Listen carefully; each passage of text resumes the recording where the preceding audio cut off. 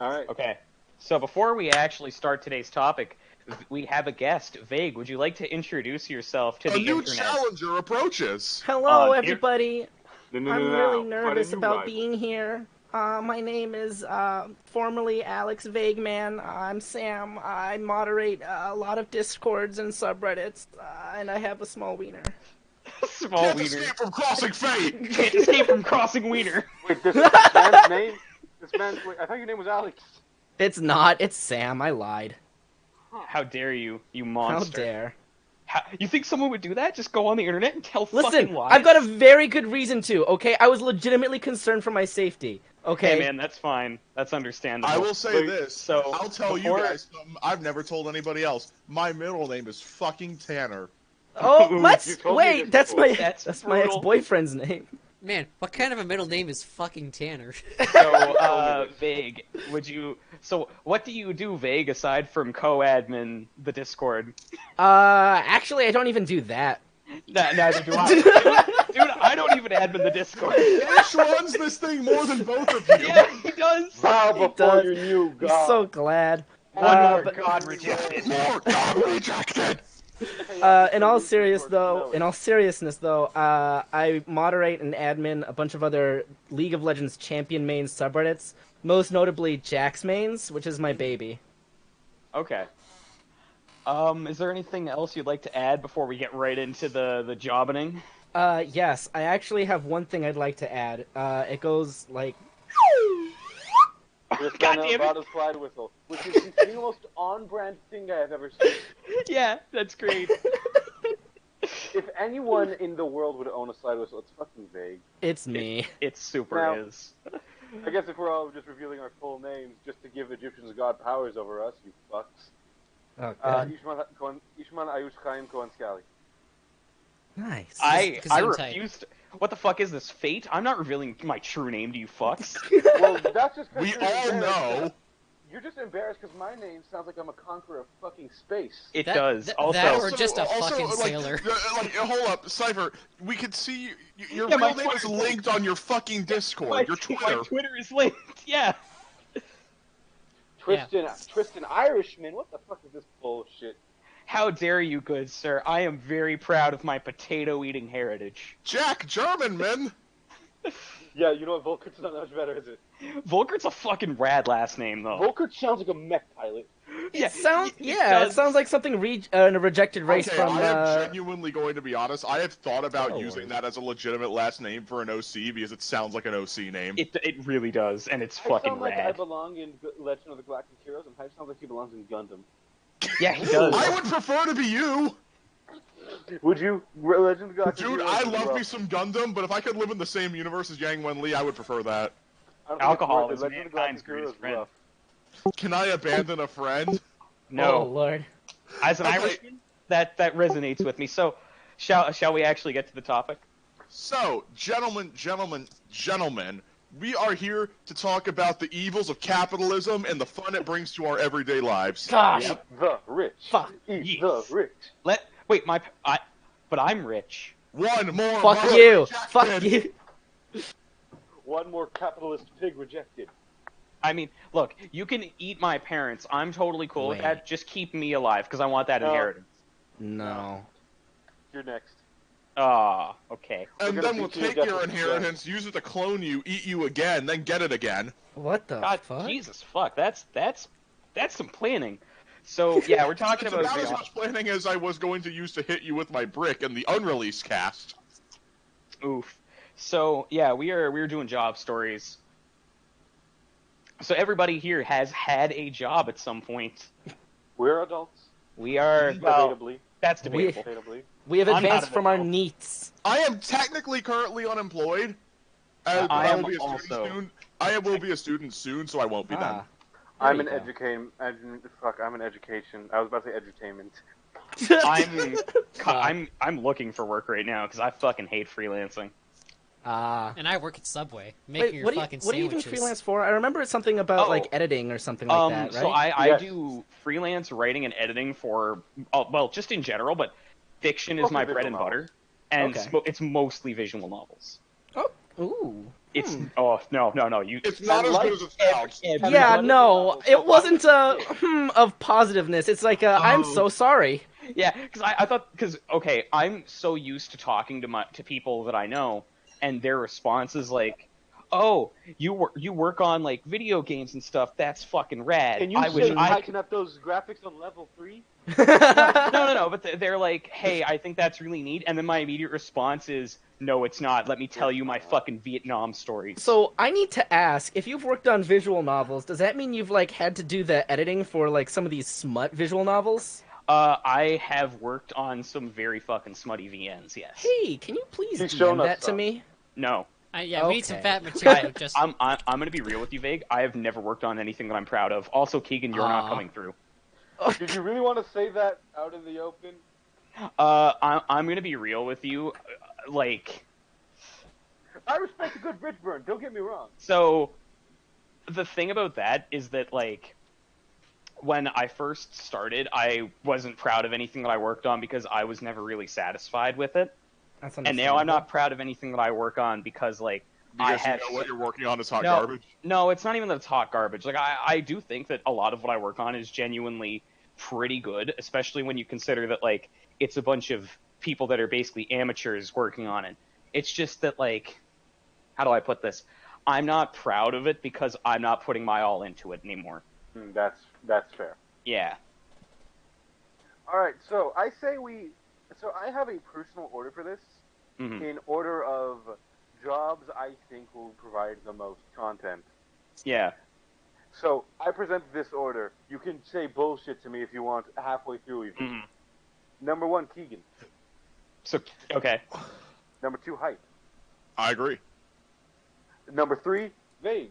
Yay! A nice middle ground because I actually don't know shit, but he's a delivery driver, and that's got some stuff. There's some stuff. Number 4, Cipher. Okay. I know your stuff. And number 5, me, as might involve attempts on my life. Yeah. Oh. I know I feel like- Keegan's and mine probably go hand in hand because we both worked the same job for a while. yes. In that case, I'll for the stuff that overlaps, I'll let you handle that. There, we can kind of like backload a lot of the good juicy stuff. Yeah. Okay, that's fair. All So right. Yeah, so I guess I'll get us kicked off. So I think the first real job that I ever had was back in high school. I remember I knew a friend of mine who lived on the same street who worked up at one of the pools as a lifeguard. I had just gotten my lifeguarding license, so I was just like, hey, can you get me a job? And I want to say it was grade 10. I started working part-time over the summer, just being a lifeguard. Fantastically chill job. I had to do basically no work except for the odd time you had to, save lives, but it's like 90% of the time it was just sit back, eat creamsicles, and fucking go to Dairy Queen on your breaks. It was just a chill time. Now, the second year that I worked there, I was doing full-time work, and that really, more than anything, started to ingrain my general hatred of just fucking parents and their kids.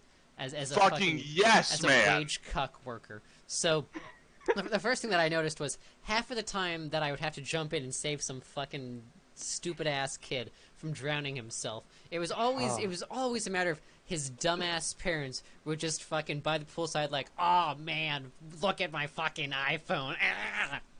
And I Yeet that kid into the ocean. Making if my those kid- noises if my- specifically. Hey, if my kid is in the pool, can I take a YouTube video of him drowning and get some? Oh, Yes! man. It's like they're so fortunate they did not allow me to fucking bitch slap fucking parents, because I swear to God there were times.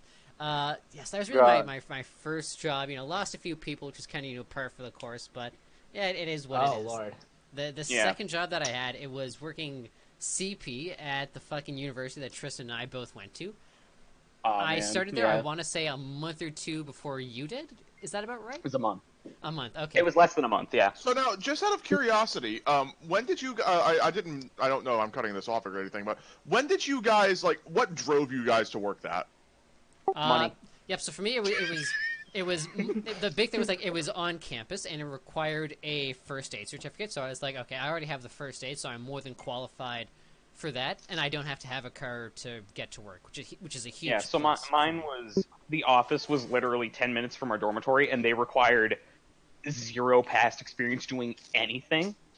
That's a great first job. So the only thing they wanted was you go in, you do a cover letter, and they don't even read your cover letter. Apparently, like Keegan told me this. Yeah, like they base it almost solely off of the interview. Yeah, which is rad. And so yeah, and then I stayed there for a really long time because I was like, this job is one where I can stand around and do basically nothing and get paid. So when I say it's money, like, dude, it was fucking money. Yeah, because I think, like, really, the only noteworthy shift that I worked before Tristan joined the fucking patrol was I had to work this fucking, like, engineering society, like, downhill go-kart derby, which was fucking amazing. Because I remember this one team had 2 karts entered, where one guy was Mario and one was Luigi, and they did, like, fucking 1-for-1 Mario Kart karts, and it was beautiful. That's rad. Yes, let me think. I did that for a bit. Then I decided that university wasn't for me after the end of the first year. So I, at that point, went, and I'm trying to think, I think I went from that directly into call center work. So I worked for, I want to say 7 months or so, working at a call center for one of Canada's cell providers. And I at that point, really fucking, you know, that, if anything, really just deepened my hatred of the general public. Now, if I may cut in, I worked in a call. Okay, I didn't work. So you guys know how Florida gets loads of hurricanes, right? Fuck yes, yeah. I'm aware. Well, we got a day off of school after some. Well, when I say day, we actually got a couple weeks off of school because of how bad some were. And one of the things I wanted to do was, like, they said, hey, if you guys volunteer during one of the days, we'll give you an extra day. And me, unlike the other peons in this place, actually followed through with it. And I called the number that they had on the county website and was like, hey, I'm going to volunteer, so what you guys got going on? And they said, okay, we've got an emergency call center. You sound like you have a pretty assertive voice. That makes people calm. Come work with us for, 6 hours. I couldn't fucking handle it. Uh-oh. I couldn't fucking handle it. Yeah, call center work is worked like... at a call To be center. washed away. No, call center work, like, it is either you have thick enough skin to resist every insult in the world being hurled at you, or you're just fucking out of there by the end of your first month, really. I worked at a call center as well. I got paid like $25 for a good 8 hours of work. What fucking sweatshop did you work at? It was like a charity thing. Okay, Oh, okay, I that gotcha. makes Because, I volunteered for mine, and there were fucking people who didn't know how to pull a ripcord for a generator. I live in the first worldiest of first world. Yep. Yeah, so the biggest thing that I found at the call center where it's like, I hate the public, but half the time people would call and where it's like, oh, you have a general pointer that Fido is a shitty company, but it's like, there's nothing I can do for you, so it's either you can talk to a supervisor or you can get the fuck off my line. One of the two. Yeah, and didn't you also say that, like, a very high percentage of your calls were, like, somebody at the store fucked up and just didn't want to deal with the customer, This was so awful. they sent... Like, yeah, whenever you go to a store location and they're like, oh, fucking here's this deal, you just have to fucking call into the support line. That almost never goes through. It's almost always just, okay, buy this phone, and then when you call into the support line, you're their issue. I don't have to deal with you anymore. Mm-hmm. So, just the entire cell fucking company concept in I Canada should is mention shitty. one thing for our American listeners and friends. There's actually one cell company in Canada. No, it's 2. Oh, is it actually Isn't 2 now? Bell, doesn't Bell own all the time? No, let me explain. So, in Canada, there's Bell Alliant owns all the towers. Yeah. But Bell and Rogers are the 2 cell phone providers that exist. Now, there's technically like 4 or 5, but the other ones are all subsidiaries of Bell and Rogers so that they can skirt around anti-monopoly laws. Exactly, and that's what I'm saying. Is like there's actually just the one, Bell, because they own all the towers, and the government forces them to rent them out. Well, they own all the central and eastern towers. Rogers does have some out westwards. Okay, it does have some. Okay. Yeah. I was under the impression that they were all owned by Bell, and like no matter who you take, you're still ending up with your money going to Bell. Quite honestly, it's like, who do you want to think you're getting fucked in the ass by? No, and this is honestly a line that you often tell a customer when they're threatening to, like, it's like, oh, I'm going to go to this company. Honestly, it's just, it's the same evil. It's which devil do you know more, honestly. Yeah. It's not even that. It's which mask do you want the devil to wear? And it's really fun. It's not that much different in America because I actually was an AT&T door-to-door salesman for like 3 months, and it was god-awful. I hated it. Yeah, so after the call center, I'm trying to think. I then worked a brief, 16 hours at McDonald's. Fucking hated it, and the fucking just chaos, disorganization, and just lack of... This is going to sound weird, right? Because I say lack of respect for, the product they're making, and I get it. It's McDonald's. You're not making fucking Ferraris. It's never going to be a fucking gold star product. That being said, however, I think you should always be able to look at the shit that you're making and say, as shitty as it might be objectively, I at least put all the effort I could into making it decent. No one at McDonald's has that mentality. That's Yeah, because they're not getting paid enough to care. No, they're not. That's fair. So minimum pay, minimum effort. That's fair. So after that, I think it was that I went back to school for a year at the local community college. That wasn't quite for me. And now I'm working at Subway, making sandwiches, and I fucking love it. Aw, dude, I was so mad because here's a funny story. So the other night, I really wanted Subway. Like, craved it like a motherfucker. So I ordered Subway from the delivery app. And I was like, I wonder if Keegan is making my sandwich. Not like 20 minutes later, he comes in the door and I'm like, you son of a bitch. Wow. I was not happy. I was like, oh, I was kind of hoping that you'd be the one making my sandwich. Now, to that I say, why would you want your friend to work harder just for you? Because that way the money stays in circulation. Real talk, it's partially that I don't know. I feel like it's because if Keegan was gonna make a sandwich and he sees the order and he's like, "That's what Tristan gets," he'd either make the worst possible. No, I sandwich. come in your food, you fuck. You bastard! Oh no! I know of one story that you told us from Subway in which you walked in and it smelled like marinara. No, yeah, more that's behind the location that? I worked at. I walked in like either yesterday or the day before, and the entire place just smelled like marinara, and I was hungry as hell the entire day. Oh. Well, don't you get free cookies if you work at Subway? No, it's 50% highly employee discount on exactly. shift. It's 50% Okay. discount on shift, 25% off shift. So that means that I did get to bring like fucking cookies home the other night for Tristan and I, which is pretty Yeah, nice. that was rad. When I woke up this morning, you were like, "There's 2 cookies in the fridge," so I had cookies for Fucking breakfast. Subway cookies.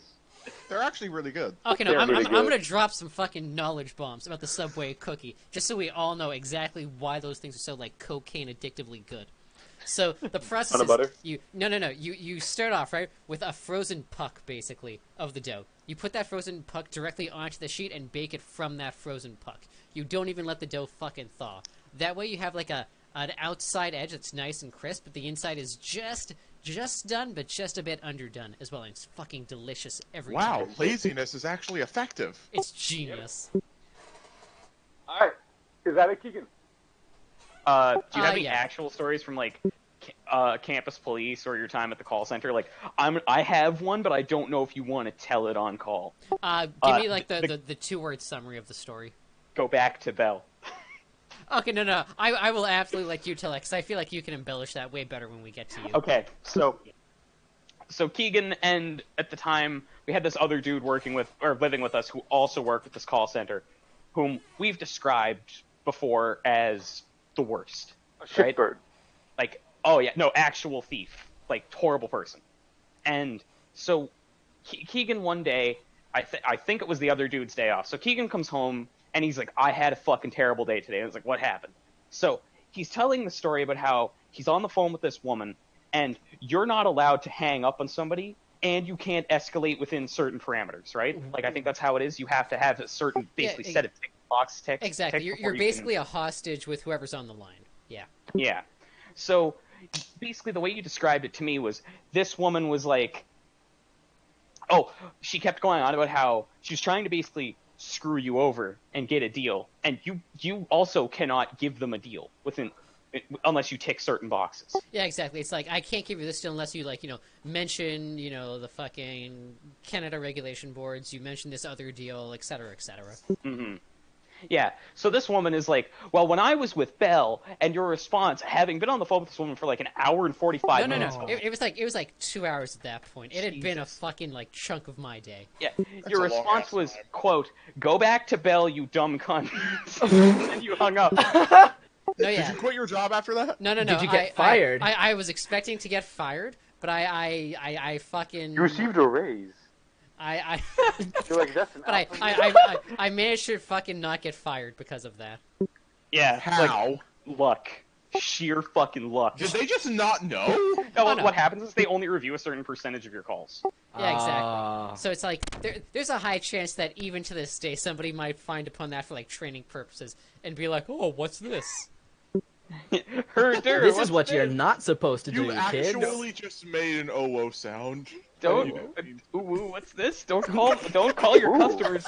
Rule number 1. No. I'd like to think of it as like when you're in training, because I did training at this call center very briefly before Keegan started working there, and like all I can think of is they're in front of the whiteboard with like one of those pointers, and rule number 1 is don't call the customer a cunt. Like specifically those words? Specifically. No. But it Go fuck the should pizzas. be. Haha. Is that guy gonna fuck the pizzas? No, he wants to keep his job. He won't. Don't fuck the pizzas. Yeah. Don't fuck the pizzas. Don't fuck the pizza. Don't come in the Subway I'm sandwiches. not gonna. I'm not. But Keegan, it says special sauce is an ingredient No that I can more ask Oh, for. are God. allowed on the show floor. Also, on a side note, I don't know if anyone here has a gluten sensitivity, but if anyone out there listening does, I expect you to not reproduce simply to keep your genome out of the human populace. Because I fucking hate people who come into Subway and it's like, oh, I'd like my sandwich to be gluten free. Because we have to literally, on the fucking, like, on that notice, wipe down the entire station, fucking scrub everything, get you this specifically made gluten-free bread out from way in the fucking back that itself takes 10 minutes to bake and make you your fucking What? sandwich while everyone That's else awful. while everyone else in line fucking waits behind you. Fuck people with gluten allergies. That's Die. terrible.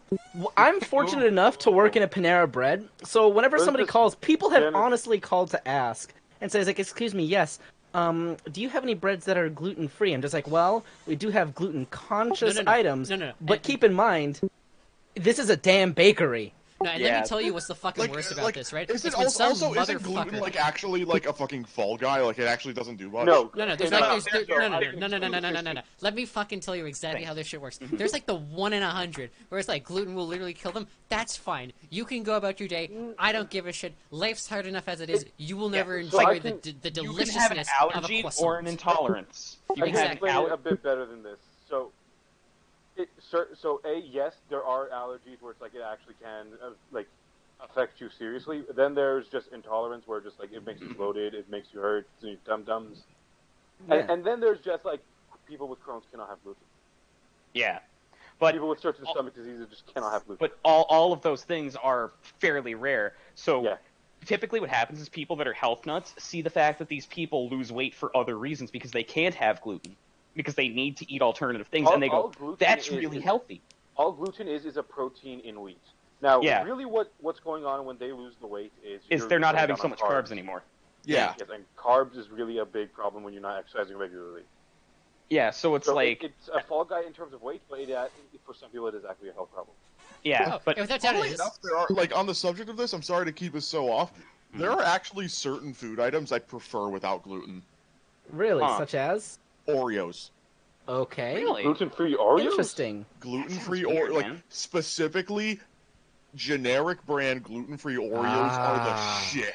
This is gonna sound right. There's also a brand of like chocolate-covered wafers that are gluten-free that are delicious. Yeah, I know the ones. They're super good. Oh, they're Keeg, so bef- beautifully Before thin. we get back on topic, do you remember Lickety Splits? What the fuck is a lickety split? No. They're the off-brand Oreos that you used to buy. Oh my The god, terrible yes! ones. Yes, I remember I used to take them, crush them up with a rolling pin, and mix them into fucking chocolate pudding before it's set. Yeah, but do you remember when you used to just eat You guys them? really are stoners. No, but here's the thing, right? We once ate them by themselves, and they taste like fucking sandpaper. No, They're it tastes really like not sandpaper and then like wallpaper paste that's been loaded with Yeah. sugar. good. Yeah, it's not good. All right. So, That being said, hype. hype. Ah, Oh, okay. So it's me now. Yes. I'm here now. I'm doing the Hi. best I can. Your best In sucks. some of these jobs, I wasn't. Oh. But I've had two that I'd like to talk about. One was at a McDonald's. Now, Keeg, you mentioned that you did not enjoy your time at the McDonald's. I hated it. I'm gonna be honest, mostly because of the people who worked there. Now, okay, that's actually important. What exactly were you doing in the McDonald's? You said making food, right? Yeah, I was behind the line. I was not dealing with the public. No. Well, gentlemen, despite the fact that I live in Florida, one of America's few active PvP zones, I only ever had one bad experience with a customer. And I worked there for Oh. 3 goddamn months. Ha. Ooh. So this And is here's gonna the be a thing. story. No, and here's the thing. I don't even remember the bad experience. Oh, I was gonna ask, were they high? No. They weren't. They were a friend of Really? mine who was an ex-boyfriend of the president of our anime club president. Mhm. I see. And they were mostly okay, but they saw me and were like, "Oh, do you still talk to so-and-so?" And I'm like, "Man, I don't get paid enough to talk to you about her daily lives. Just please order your food." Ooh. And then he got Ooh. upset, and I asked him to leave. To be fair, that is quite rude. Like, you strike I me as a rude understand, dude but with Hype, two. you were kind of in the wrong there. You strike me as a rude dude with tood. Like, you're super in the right, though, because, like, you don't need to fucking talk to him about that shit. It's like, if that was just like an interaction between two people, perfectly fine what you said. You were, Yeah. however, under like the wage cuck umbrella at that point. Well, here's It would the have thing. been too hard to One say of the yes or no. managers saw the guy walk out without ordering anything, came over, and she asked me, "Hey, what's that about?" And the second I mentioned ex-boyfriend, she's like, "Yeah, you're good." Oh, okay. Oh! So your manager just thought you were gay. Got it. No. Fuck you, but you're probably right. What Now- do you want me to do? Lie? No, Nice like one, it's like I think that is a thing that like the second your boss finds out that you're like gay or bi, it's just like fuck, I can't fire him now. Shit. Yep. No, it's not. It's not even that. Like, hell, I got a fucking milkshake from there 2 Fridays ago, and the manager and one of the other managers noticed me in the fucking drive-thru and Senpai congratulated noticed me you. on going to college. Oh, right on, man. Yay. Aw. Like, I will say this: not what I expected. The people that worked at the McDonald's were some of the nicest people I had ever met. That's super sweet. Like, super cool people. One of the guys who worked at the back, like doing dishes and such, was apparently only working there because he had to take care of his dad, and he was moving out at the end of that summer to go work at game development up in fucking Michigan. Ooh, how'd that work out for him? I don't know because I never actually kept in contact with the guy, but I hope he's doing good. But that said, I do now. With all this said about all these good times of people of me working at McDonald's in Florida, I'm still working at McDonald's in Florida. Yeah. Some shit went down. It was just of the funny variety rather than the sad variety. Okay, I have a question, and it's kind of a tangent, but, like, Shoot. okay, have you ever had anything as absurd as someone trying to go through the drive-thru on a flaming couch? Because that happened in my hometown. Of What? On a flaming couch? In my hometown, someone hooked up a couch to their ATV or to their truck or something, lit the couch on fire, and drove through McDonald's. It'll be great Now- on the internet, guys. Hype. No, Cipher. The real question is, Hype. Has anyone come on a gator? Depends. Do you mean an actual physical alligator? Yes. In that case, no. But some guy did come on a literal boat they had put wheels on. That's awesome. Nice. That was called a gator. Okay. So most of my stories are either surreal or good. Hmm. Now, the first one I remember was this. It was actually a really. Now McDonald's is open 24 hours a day, but as I was basically like I was still young, I couldn't work super long shifts, and I actually got 10 minutes extra on my break. Nice. So what I do is I'm just basically chilling there. Now I should mention what I worked at was for the first day I worked in drive-thru, and I was like, I'm okay at this. And then they said, all right, next thing we're gonna teach you how to make some sandwiches, and I was fucking awful at it. Yeah. How do you I be bad fucked at it make up. sandwiches? Vague, you do it. I can make sandwich. No, I can make a no. chicken chipotle avocado Bake. melt. Vague.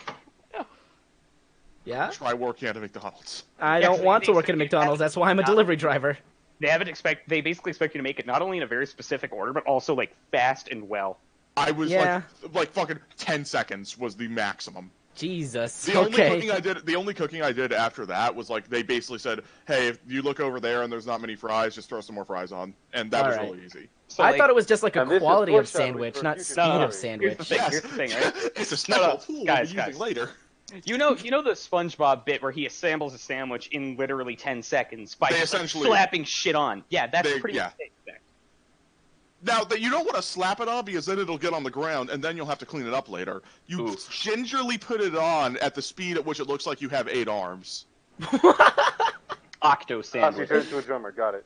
Yeah. So, building off of this, beyond that, my job was actually cleaning. Yes, cleaning a McDonald's. Oof. It was not as bad as it sounds. And in fact, I made sure, like, it was actually very easy to keep clean because there were 3 fucking McDonald's within where my McDonald's was. So Okay. the smaller one? No. We actually worked at the biggest one. It's just that the other ones were closer to the exits, so people would go to those more often. Mine really peaked. Mine was on the main road, so it was where people would stop off when they were coming home from work. Got it. Or going in, or wherever. But, yeah, keeping it clean was really honestly not that hard, because McDonald's is a fucking drive-thru. Not a whole lot of people come in. And when people do, they actually tend to keep the place pretty clean. And if not, you know exactly where, because everything's stark fucking white. Yeah, makes sense. And so I actually was very proud of my ability to keep that place clean. Like, genuinely, really, really happy. And this all leads into a story of where I just finished up cleaning the place. It was around, I'm going to say 7 p.m. on a Tuesday night. Mm-hmm. I am chilling at the counter, talking to one of the guys making the smoothie for someone in the drive-thru. We're just having a good night. And as I'm looking, I see something catches my eye, and I see something pull in. It's a fucking bus. Uh-oh. Oh, no. So you Type of had bus. the sardines moment from SpongeBob. Yes. Anchovies. Sorry, that's what it is. It's a giant-ass bus that's like clearly a touring bus, not a school bus. Oh, damn it. No. Oh, I no. never had to deal with any super young children, and if I did, their parents were always there, and they, like, parents never good, but at least they didn't keep their children from, at least they kept their children from like killing each other. Well, this bus pulls up, and it pulls into the actual special bus parking spot we had, and no one gets out for like a solid 20 minutes, and I'm like, what the fuck is going on? And then I notice the doors open, and I'm like, I've been expecting something. So I mentioned everyone, hey, bus just pulled in, may want to get ready. And they're like, okay, we got some stuff up. And this guy gets out, and he walks up to the door, no one follows him. And I'm thinking, okay, what the hell is this surreal ass shit? The guy comes in, waves at me, I wave back, he comes up, and he takes a deep breath. Oh, and he no. just says, dude, I'm gonna be straight with you. There are 30 Latin American people in that bus that don't speak English. They are going to speak Spanish. They are going to line up. They are going to come in. They are going to hold up one finger, and you are going to give them a Big Mac after they hand you their $20 bill. Jesus, dude. And I What look at the him, hell? and I perhaps by the expression that was on my face, I thought he was joking. He looks at me and just without any prompting says, "I'm serious." So I yell to the back, 30 Big Macs. As I do this, the door opens again, and sure enough, a fucking Latin American soccer team, from what I can now see as Miami, walks in. And did no one there speak Spanish? None. None of them did. Oh, God. They all come in, holding a $20 bill with the brightest smile on their face, hold up a one finger, I nod, they walk to a table. This goes on for a solid 10 minutes. They That's eventually all get their food, sit down. I did not hear a fucking word. What? Wow. They ate their food, put them all in, seemingly one by one, and at the very end, the bus driver, who has been waiting at the door on his phone, yells out something to them in Spanish, which I probably used to be able to remember, but don't now, and they all just yell out, "Gracias," and then they all walk to the Aw, bus. that's nice of So them. that was the Aw. day that But, Hype like- indirectly helped That's human the most trafficking. I mean, You know what? In the most literal sense of the term, yeah. That was the most You- polite soccer team of all time. It Yeah, is. Like, 'cause it I'm could have gone a picturing, lot like, worse. Here's the thing, I imagine the bus driver was the guy paying them. Yeah. Also, I'm gonna be real with you, dude. I'm picturing it as like a religious experience for them, where it's like you go in, you bless yourself, you say grace to Ronald McDonald, like Fuck. you Yep. eat your Big Mac with a fork and a knife, and then you kind of pat your lips when you're done. You put all your shit in your bag, you throw it out, you thank the bus driver, and you leave. One of the weirdest experiences I've ever had, but also one of the most pleasant ones. Honestly, yeah, that's fucking rad. Okay, the next one I had is of the story of a guy who just randomly, consistently struck up a conversation with me. He came in every day, Monday and Friday, asked for fucking flapjacks, no matter what fucking day it was or what time it was. And whenever I was out there, for some reason, the guy managed to fucking time me. I think, like, not on purpose, obviously. At least I hope not. Otherwise, that would be creepy. To always strike up a conversation with me. Because I was always out cleaning whenever he got his food. He was a very nice guy, and he had a really, really cool hat, but he lived in a trailer, and it was kind of weird. I think he wanted to fuck your ass. I think he wanted to murder you, dude. Well, I mean, if he wanted to, it probably wouldn't have been too difficult, because, like, I actually worked pretty late hours. Dude, I'm gonna be real with you. If somebody walked into a McDonald's and I was working there, and they just shivved someone, I'd just be like, I don't get paid enough to deal with that. I mean, have some stories related to that. Yeah, I know Oh, you do. no. We'll get to that in a moment. But, like, the guy was, like I said, super nice, always ordered some fucking pancakes. I respect it. Pancakes are tasty. I respect McDonald's the- pancakes actually good for some reason. Along with Weird. our coffee. Our coffee was great. McDonald's coffee is just old Tim Hortons coffee from Canada. Yep.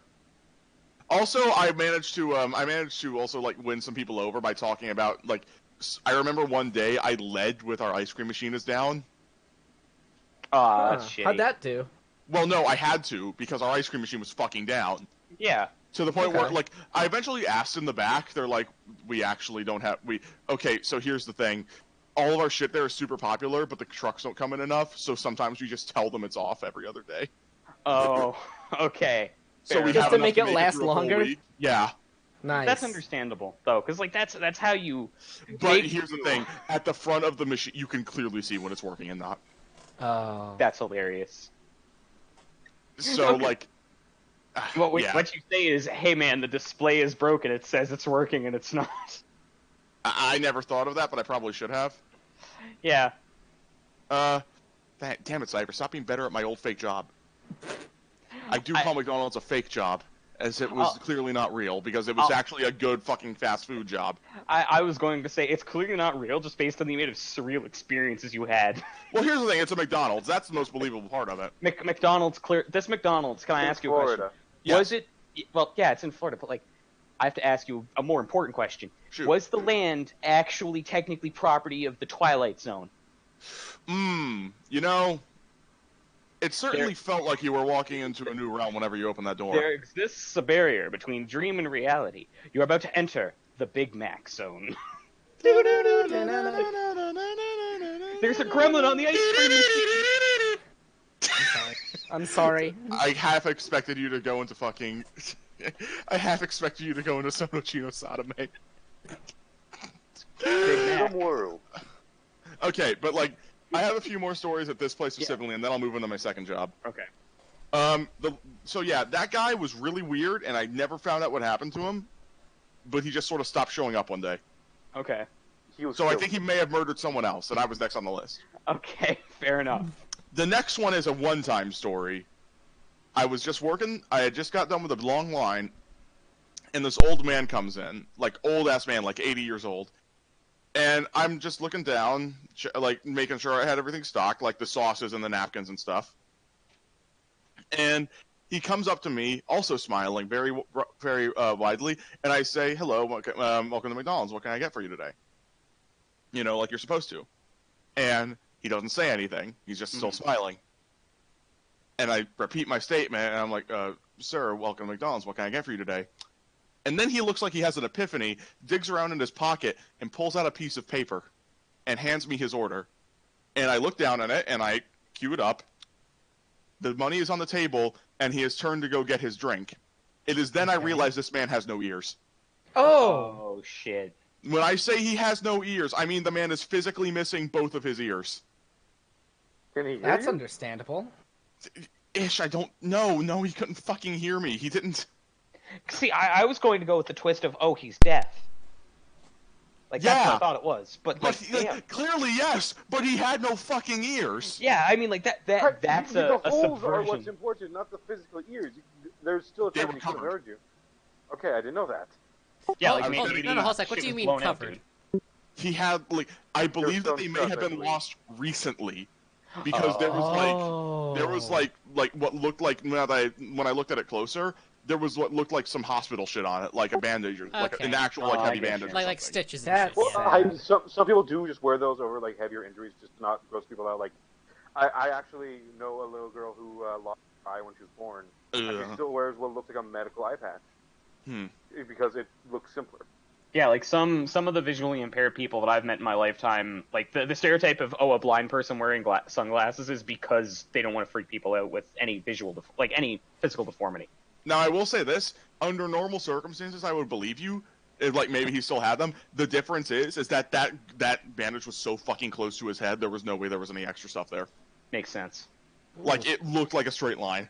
You know, it only takes like 10 pounds of force to rip someone's ear off. A little girl could rip your ears off. No, what's fucking insane is like Or to calm bite someone's down, finger Cigar. off is just the same amount of force as biting a carrot. Yep. I'll That's make sure to also remember fun. that for when I eventually have to fight Ish in the race war. Oh, good luck to you. To quote a great man, I always wish I could just punch without my hand. I think that's called using a firearm. No, I believe that's called using your foot. That's called using the stump. No, you've never heard the phrase "kick you in the face with my fist," have you? I have it's now. not. That's stupid. So, Yeah, so the point is that it's stupid. So a question for the room: if you guys were like, going through a dark parking lot, and a 6-foot, no finger having Jewish man started running at you, flailing his arms, 6'1", 6'1". 6'1", okay, 6'1". What do at that point? Throw some bagels and locks at him and run. I had a bacon sandwich today. I would just stop like, the audacity of this bitch. Yeah, exactly. Okay, here's the I issue. know how to Here's win. the issue. My first thought was get to my car and either drive away or run him over. And then I remembered, wait, it's just resistant to blunt damage after taking that truck. Yeah. No, the thing is, the truck softened him up. Nah.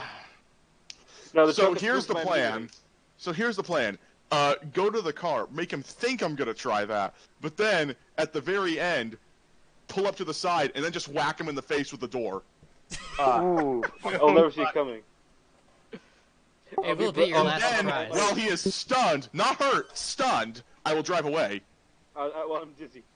What if he basically use Terminators Mustang. his way to your house, though? Oh Just no! runs full Then at that point, Terminator. I'm fucking dead. Okay. Okay, but I think I have one more story from the McDonald's specifically. Man, that was a fun place to work. So okay, yeah, I'm trying to remember this. I don't want to tell the story wrong in case anyone from McDonald's eventually comes on this podcast Okay. and will like call me a fucking liar. Okay, so this last one had to do with like the actual cleaning of the place. So this is around 2 months into my tenure there, about a month before I left because of school. Mhm. I am working there, and I've been making sure to clean, and I noticed that something is happening, and that there's water dripping out from underneath the soda machine, or some kind of liquid. Now, soda machines are very important at restaurants, I'm sure you know, because we don't have bottled soda. Yeah. So I make sure I mop up over there, and I put the stuff back, and I'm standing there another 15 minutes, at which point one of the managers comes out and is like, hey, Jack, can you mop over by the soda machine? And I'm like, what the hell? I already did that. So I don't say anything. I'm just go get my stuff, and I go do it again. And sure enough, there's some more shit there. So I do it, and I put the stuff back, and another 15 minutes later, manager who had gone out to help a customer was like, hey, Jack, what the fuck? I thought I told you to go mop near the soda machine. And I'm like, oh, I did. And I pull out the mop, and like, yeah, it's still very recently wet and drying. And they're like, oh, well, I wonder what's wrong. He goes over to open it up. A fucking flood of literal fucking like soda water comes out of there. Oh no. And then we realized that the reason the customers had been having problems with the soda machine is that the soda machine had fucking broken underneath. Oh no! So here's my manager standing in what are very clearly drenched pants and shoes, looks up at me and says, oh, nobody told you about that, did they? And then walked away and never explained what he meant. Oh no. Wait, so Hype, so I have a question. So the reservoir of like soda for the soda Had fountains. burst. Soda water had burst. Okay, but like they keep the syrup in the back, but they keep the soda water near the machine. That's what I was checking. Okay, yeah, that makes sense. Yeah. That and it was a pretty okay. So you know how most Coke machines are like, well, I don't know if the most Coke machines nowadays are like the fancy touchscreen ones. Yeah, and I fucking hate them. Yeah. Yeah. No, This was not one of those. This was one of the older ones that still kept the soda water near the machine. Okay. And he never explained what he meant. That's hilarious. I guess we just don't have to know. Maybe he just wanted to fuck with you. I mean, if he did, he succeeded, because I asked him about it when I got the milkshake a few weeks ago, and he's like, "Oh, what the hell are you talking about, man?" That could just be like some eldritch knowledge, like Cthulhu's living in there. No, you know what that is? That man recently joined the cult of Cthulhu and just didn't know what he was saying. Yeah. But that's all my McDonald's stories. Now, I have a few at my favorite restaurant of all time, Zaxby's. Zaxby's is a chicken place mostly localized in the southeastern United States, but it's starting to expand. Yeah, it's probably my favorite place to eat if I'm out, as opposed to home, because home is always where good food is. I say myself lying to make me feel better about eating at home so often. That said, while I was there, see, I wanted to work there because I used to eat there a lot, and one of the ladies who was oftentimes working there when she gave me my food was like, "Hey, you eat here a lot. You should also work here. That way you don't lose as much money giving us money all day." That's awesome. And I'm like, "Oh, it's neat." So, and turns out I had a quote friend who also worked there. By friend, I mean he was a guy who had gotten red-pilled over the last year, and now it was no longer my friend. Mm-hmm. Oh. No. Like when you say red-pilled, like this might be a bit private and kind of off topic, like how thorough. Wait, what? He went full Pizzagate. Oof. How does one even become that? I don't know. I didn't ask. You smoke one joint, you listen to an episode of Joe Rogan, boom. No, I actually really like Joe Rogan, so yeah. But anyway, continue. That said, basically I started working there, and I was really hoping I could work at the front because I had experience from McDonald's job. They only let women work at the front at that establishment for some reason. That's odd, but okay. I probably could have sued them over it. That's the first thing I probably could have sued this place over. Mm-hmm. So, I learned how to make chicken. This is an okay experience, except it's also really not. The managers were really cool, and some of the people who worked there were, but the rest of the place was just a fucking hellscape. I remember my schedule because of the place's rules and what my parents wanted me to do, because this was the first job I had had during a school year. They basically said, okay, you can only work on Fridays and weekends. This meant that in order to meet the minimum number of hours I had to keep my job, I had to work Friday night, Saturday night. Well, I had to work Friday night, Saturday night, and Sunday morning, or Friday night, Saturday morning, Sunday night. Oh, fuck, that's brutal. I remember to give an example of how bad it was, if you're closing, first of all, Sunday is the most busy day. Now, you may not think that. You may be asking, why is that? Well, I live in a little place called the Bible Belt. Ah, yes. This is where it gets better. What famous chicken restaurant is not open on Sundays? KFC. No, it's Chick-fil-A. No. Ironically, it's Chick-fil-A, isn't it? Chick-fil-A, we hate the gay. Yeah. Chick-fil-A takes Sundays off to pray the gay away. No, listen, I think we can all agree that only a repressed Christian man could make cock that tasty. Excellent. I'd push for that as a podcast title, if not for the fact that YouTube would bury it. I don't know, the way Yeah. the cuck umbrella is pretty No, but cuck has the word that Sargon uses, so that means it'll be fine. Also, yeah, the one that's existing would probably get buried too. But anyway. Okay, so that was really good. You only have to worry about that if you're popular. Yeah. That's fair. So, building off of this, it was Sundays were just fucking hell to work. I had never really had bad days at McDonald's. Every day was relatively bad, and when I say that in terms of people showing up, but it was actually fun to work there because I liked the people and I enjoyed my job being at the front. I hated making chicken. I hated making food. I really disliked my job, but I needed it because I needed money, and I didn't even need money. My parents just said, "Fucking work, you dumbass." So I stayed there for a while, and at nighttime at a chicken restaurant, things got weird. This is when 2 of the 3 stories here occur. Now, before we get into them, because they will get real, I'm just going to mention one little fun fact about Zaxby's. Shoot. Its spokesperson is Evander Holyfield, a man whose ear is so tasty that you just got to give it a little nibble. Sorry, what? Please tell me that he starts every promotional thing for Zaxby's with "Lend me your ears." I don't know, but I believe it. Okay, sorry, continue. Okay, so, first things first. Working, like, 2 of the managers were really cool. One was not. We'll come back to him later. Some of the people I worked there with were pretty alright. Some of them were pretty not alright. One of whom actually thought that the Logan Paul KSI fight was going to be legitimate and real. What? Yeah. I want to kill this man. Yeah. But when it comes to stories, I got some cursed ones, one of which when I am actually the bad guy. Okay. So, the first one was, I'd say around 2 weeks into working there. It was the day after my 18th birthday.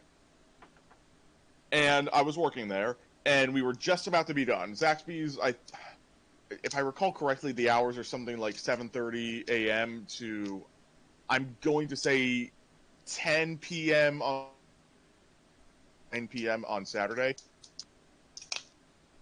So, it is basically around an hour before we stop. We just cook a whole lot of shit and then turn everything off early so we don't have to wait as much time.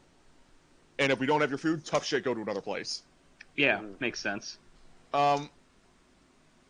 So it is literally 60 seconds before it turns off. Before, like, we say, no, we can't take your orders anymore. And a car comes in. The lights are on outside. It's missing a front bumper, and 2 of the windows in the back are broken. I could see 4 people inside. And we're like, oh shit, what do we have? And we have 5 fucking chicken wings cooked, of each variety. And we don't have any chicken fingers or fries left. Fuck. So we're like, fuck, what the hell are we gonna do? Now, Some guy just try offering them a salad. Okay, you say that, some guy starts making a panic salad. Oh my god! A panic The salad? kind of salad. What's a panic salad? Like, you don't know what to do, so you make a... panic. I think it is vague. I don't know. This is the first time I've ever been exposed. Menu item. No, Yeah, I'm aware. I would eat a panic salad just because, like, all of your tasty fear went into this. That's terrible. Also, I want to explain the inside joke that I just told. So Hype asked for a salad once, and Hype's dad gave him fries because Hype's dad really likes fries. My dad. No, his dad. Okay, I'll end with that story and more depth. Yeah. Okay. I'll end with that story in more depth. So anyway, somebody's making a panic salad. These people drive up to the drive-thru. One of the managers is actually screaming his head off in the back while he's washing the dishes because he's really, really upset. Mm-hmm. Huh. And as the guys pull up, and it's one black guy driving, 2 white guys, and I couldn't tell the ethnicity of the guy in the back. And this guy rolls up, all literally the most mellow I've ever seen, is like, yo. the guy. Now I'm standing behind so we have the window where they hand off the food, and then there's like a counter and a wall, and then the plate, and then the back of the house where we make all the food. And I'm standing. I was having a conversation with the guy at the window before it all ended, and so I'm still there. And this guy, he just rolls up, and the guy's like, "Hey, what can we have? What can we get for you?" And the dude just says, "All right, man. I ain't gonna lie about this. Me and my bros here are coked out of our minds." Oh boy! Can we get 3 bags of salt? What? What? And we have no idea what to make of this. I yelled at the guy to stop making the salad, and this guy says, "What? You guys want 3 bags of salt?" Yeah, 3 of those big ones. Oh, and get us some of that orange seasoning you put on your chicken too. What the fuck? That's so surreal. So, you see, because I don't know why, but when you said that the guy pulled up and was like, "Yo," that you just did the don't watch anime called Boku thing, and went, "Yo!" Hi. No. And so we hand him the stuff, and the guy's like, "Thank you kindly," threw in 2 $100 bills and sped off into the night.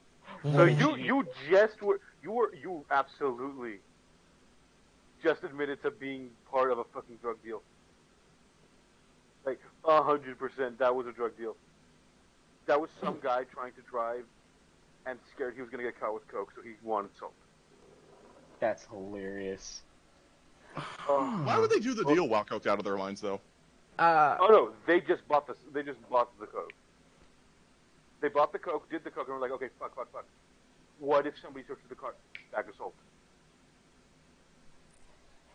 I don't follow you.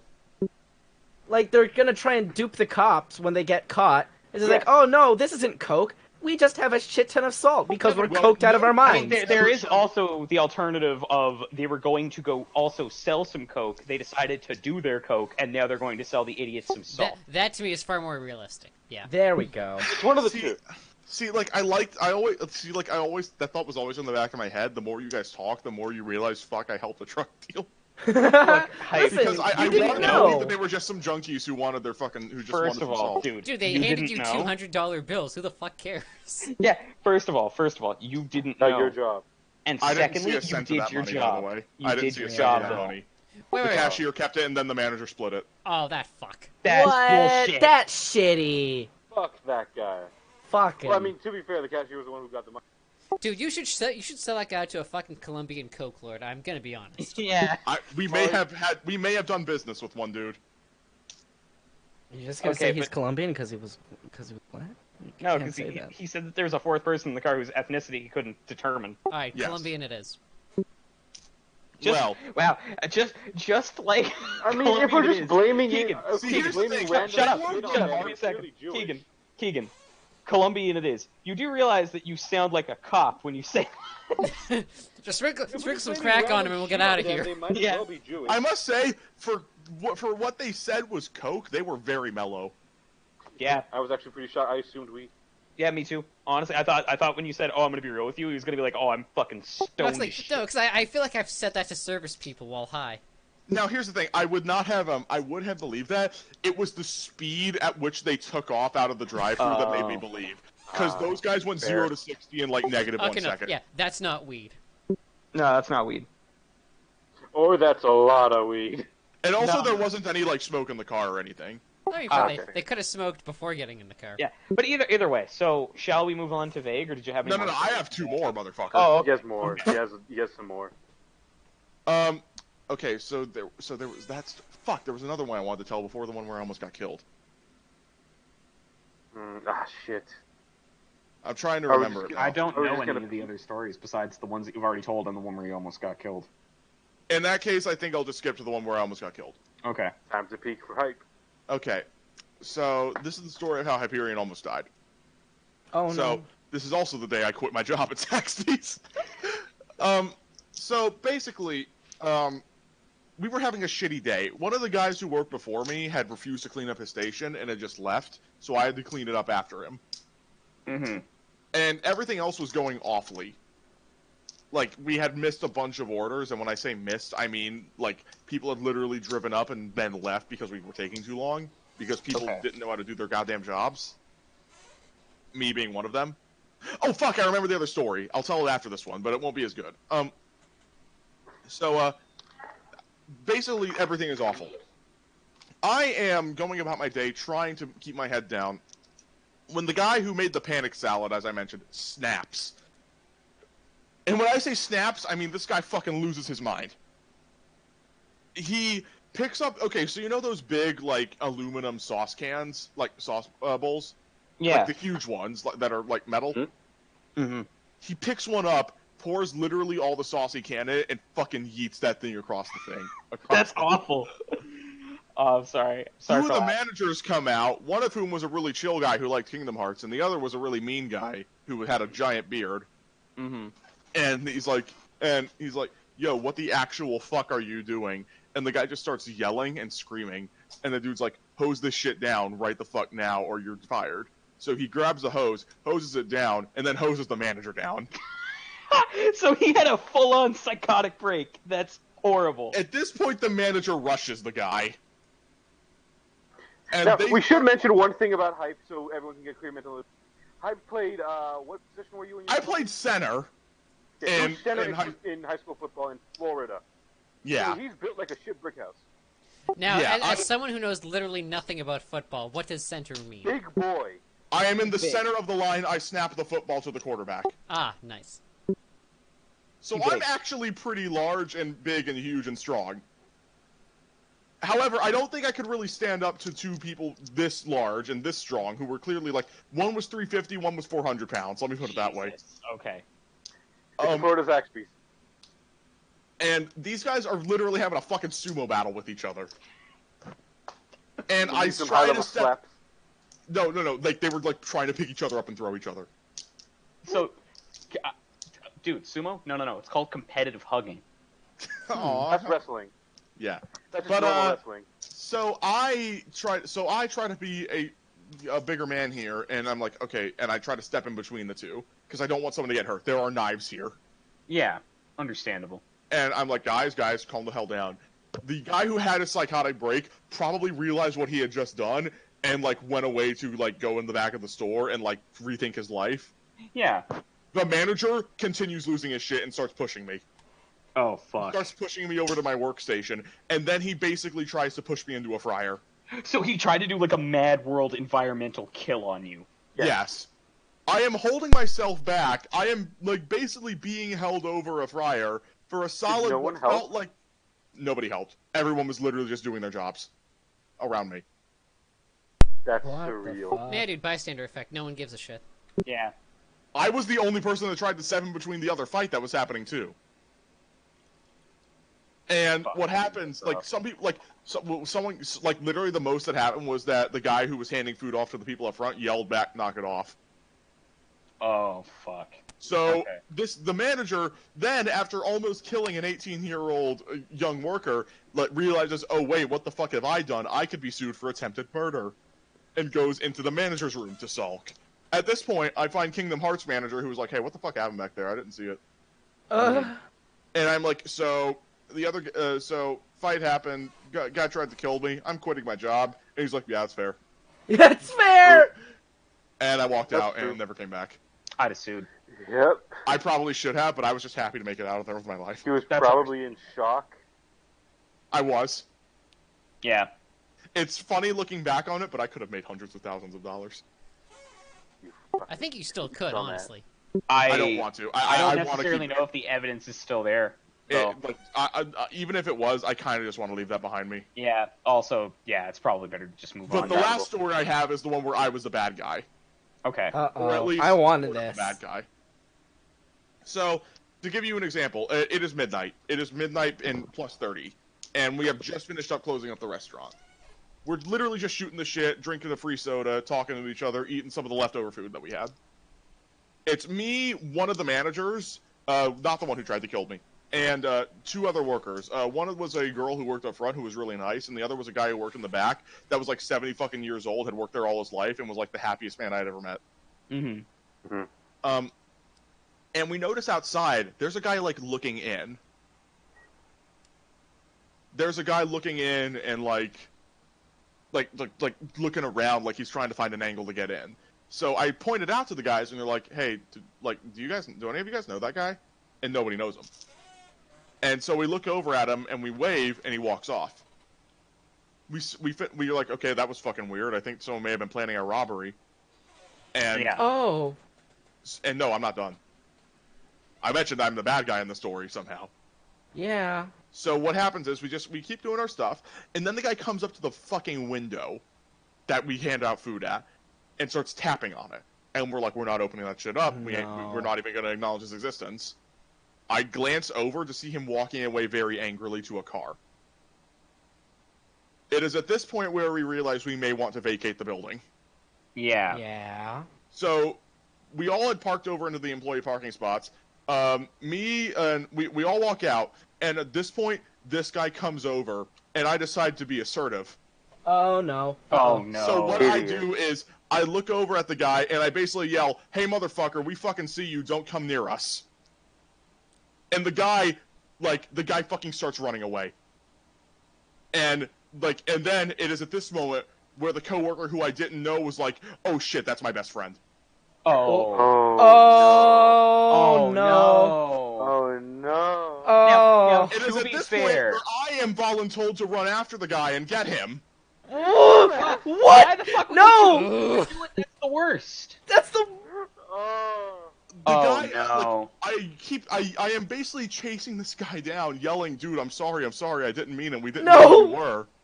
Oh, fuck, dude. And I'm like... I'm not gonna rape you, I'm just a little boy. And eventually the guy stops, and he turns around and he's like, dude, I thought you were gonna fucking kill me. At which point I say, we thought you were gonna fucking kill us! Who the hell are you?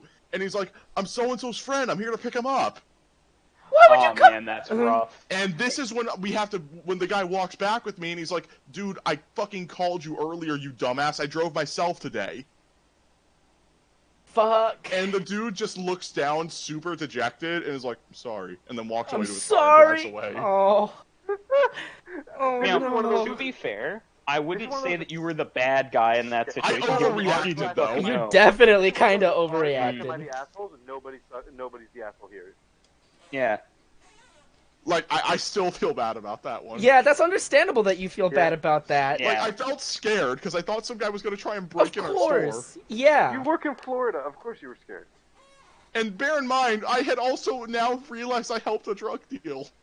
God damn it. You have now learned you have become Florida man. Hype is just an Arrested Development character. Oh my but God, actually... There's always money in the banana stand. There are $2.5 million lining the walls of the At this moment, Hype realized that he may have just become an unwitting member of the Colombian Mafia. His next task is to go and kill the person who's knocking on the window. I don't want to be in the Mafia. Tough shit. I think somebody's trying to rob the store. He wasn't. He was. But Okay, Hype thought he did. Okay, so that's my stories. That's great. So, Vague, it is now your turn. You're All nail us with at&t and delivery. right, so I'm gonna start off with the at&t because it's a short list because I forgot most of my traumatic experiences there. Okay. But it was It was such a soul-sucking job. I didn't have I only had one other job before then, and I had applied. See, I'm a dumbass. I was a dumbass child. I still technically am. Where the only things that I could put on my resume were things like video manager, where I helped put up videos on a website for a League of Legends website. And and the job description was video manager. So I put that in my resume. I'm just like, yeah, video manager. Somebody saw that and it's just like, manager. Got it. Cool. And I was recruited to be a door-to-door salesman with the promise of, if you do well, you will become a manager of your own at&t sales office, which was a giant scam. Oh yeah, that's a pyramid scheme. It's borderline pyramid scheme, and I don't know how it's not a pyramid scheme because it's 100% commission, where sometimes you would have to drive 2.5 hours in-state, sometimes out of state, to go and throw at&t shit, and then you have to be back at a specific time. So that's like 4 hours that you're out on the road, but then you still have to hit a certain, door number. It's like you have to hit this many doors this many times, and you better fucking book it if you want to go and make those sales, bitch. I had to go up to Port Huron, where there was this guy. He had a cane. He was a biker. And I want to try and make a sale, so I'm going to listen to the guy's story. Mm-hmm. He tells me about how he was in a biker gang, and this somebody in the biker gang was a wife beater, and if there's one thing that bikers don't tolerate, is wife beaters. So, I mean, Hunter S. Thompson would beg to differ, but continue. Well, I don't know. It was Michigan. Oh, okay. So those nice Michigan bikers are way bigger than Vegas bikers. Yeah, they're very different animals. They go around talking about how much they love their lakes or something and how they can't swim in them anymore. Aw, that's sad. It is sad. But he's like, yeah, no. He's like, this guy was a wife beater, so we beat the fuck out of him. And then he told him, he's like, yeah, don't ever lay your hands on the woman again, or we'll fuck you up even worse. These guys sound great. Yeah, honestly. Kind of a good guy. They are a biker gang, though. It could be a justification thing, but as Big Justice Boy, if that's true, that makes me rock solid. It's really good. So then, after the guy got out of the hospital or prison or wherever the fuck, he went back to beating his wife. Of course he did. Of course he did. And so he catches wind of this, and he goes up to the guy, he beats him to the ground, and the guy says, "You got a fucking problem with me?" And the guy who's telling me the story, he says, "No, but my bitch does," and he blasted his fucking head off with a shotgun. That is a fucking one-liner. It is a one-liner. That's awesome. It is awesome, but I'm just like, I'm trying to sell AT&T to a guy who has committed murder. Let me Justified, yes, but Now, murder. Here's the thing, though. He wasn't a biker gang. He could be lying to give himself an alibi. But no, I'd like to think that he was telling the truth, but he didn't have a one-liner that's that cool. It's just that after the fact. Yeah, absolutely. Like, who the fuck is going to tell you that you didn't say that one-liner after you shot the guy's head off? They'll just give you that for free. It's like, okay, you know what? I'll give you this. Yeah. Yeah. Get this one. However, in the same neighborhood, as I was knocking on this door, I stand at a door for a certain amount of time before I go on, because I want to try and give them an opportunity to come down and answer the door, but I also don't want to waste too much time. I'm knocking on this door, and I have to hit the same neighborhood, and I have to knock on the doors that nobody's answered earlier in the day. So I go back to the same house, like, this is my second or third loop or something like that, and a guy yells at me from across the street. He's like, "Hey, you! Get the fuck away from my door!" Or something like that. And it's just like, "Yeah, what's your fucking problem, man? Get away from my door. I'll fucking shoot you." I'm just like, okay, all right. I don't want to throw AT&T around in this neighborhood anymore. I already talked to a guy who shot another dude's head off with a one-liner, and now there's some guy saying, "I'm going to shoot you." And so I called the person who was in charge of me, and I'm just like, "Hey, yeah, I don't want to do this here anymore." And she's just like, "Well, you still got to go and hit those doors." I'm just like, fucking, did you just hear what I said? A guy just yelled at me from across the street saying that if I don't stop knocking on the goddamn door, he was going to shoot me. He didn't pull out a gun, he just yelled it. And I'm not going to be like, that guy doesn't have a gun out. I don't believe him. That's like, what are you going to do? Yeah, like... What are you going to do, stab me? Take. It's terrible. Also, people who are the office environment for AT&T sales is psychotic. These people are being fucking brainwashed into having it's toxic positivity. Oh God. Okay, I'm picturing like American Psycho for some reason. I'm picturing Smiler from the Emoji Movie. Yeah, that's right. That's where I'm going. Oh God. And they try to tell you, it's just like, you need to forget all the bad stuff that happened. Don't ever think about the bad stuff. Only think about the good stuff. You need to reset your mental state, and you need to keep on going, and you need to keep a smile because those Satan levels go up. Would you reply, "Bitch, what good stuff"? And then, No. That's when you look into the office and you just see like the cult of Scientology and someone's auditing someone else. It's awful. You just start noticing like small statues of Nyarlathotep and like Cthulhu, and like, oh no. AT&T stands for Azathoth. That's the podcast title. Fuck. I love it. Is Azathoth. We're still only halfway through, dude. We gotta see. Yeah, that's true. I was honestly convinced that it might end up being something to do with Crack Jimmy. No, I'm convinced it won't be him. What? Who's Crack Jimmy? Oh, you'll see. You'll find out. Oh, okay. You'll be introduced to my fun, colorful cast of characters. Yeah. So, like, half of my house list, I just couldn't do anymore because this dude was like patrolling that area now. So I'm just like, all right, cool. I guess I can't do shit. I still got sent up back to that location. I took a fucking hour nap in my car, cause fuck that job. But everybody's like so enraptured to try and be positive. If anybody's trying to vent about having a bad day, it's like, keep that neg out. It's like, no negative energy. And weird stuff like that. No don't neg out. Ego. There we go. They said don't neg out. That's somehow racist. It's somehow racist, yes. What the hell? Yeah, no. R/accidental racism.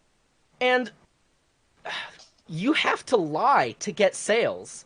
And I don't like lying for personal gain. I lie to protect myself. I'm perfectly fine with that. Could that be a podcast title? I lie to protect myself. No, I don't like lying for personal gain. But my first sale was quote unquote sale because I ended up backing out. Was an elderly couple. Oh God, this elderly couple. They were not married. I said, "Oh, is this your husband?" And he's just like, "No, this is just we just shack up together." I'm just like, "Okay, Oh, no. well, that's cool for you guys." You'd have to visit the bone zone. And they're like, surely if you get my drift. But that's you see, awful. I misplaced my penis a long time ago, so my bone zone is in a different place.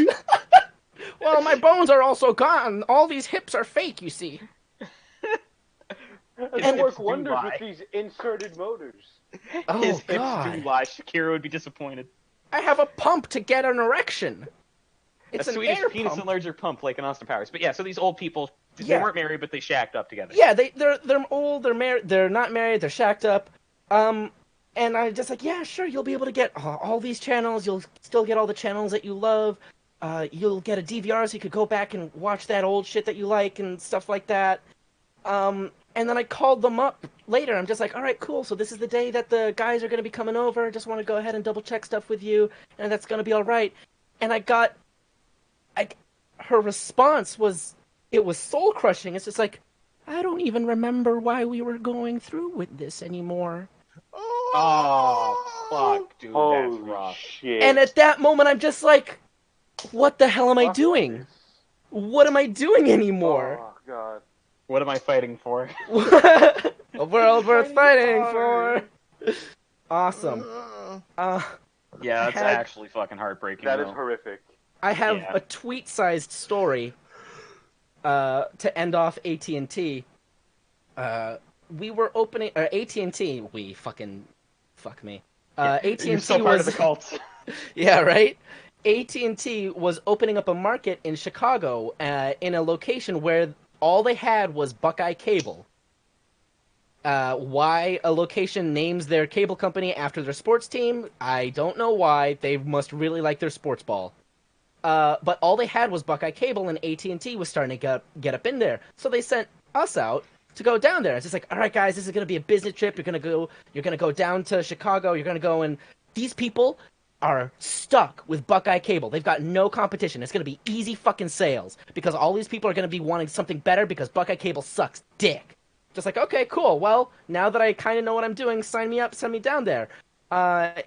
In the hotel, we started drinking. I got really, really drunk, and I shit in the toilet, in the bathtub. I thought I was about to say, oh, so you just took a shit? No, I shit in the bathtub, and I got really, really drunk, and it was very embarrassing. In that order. Yes.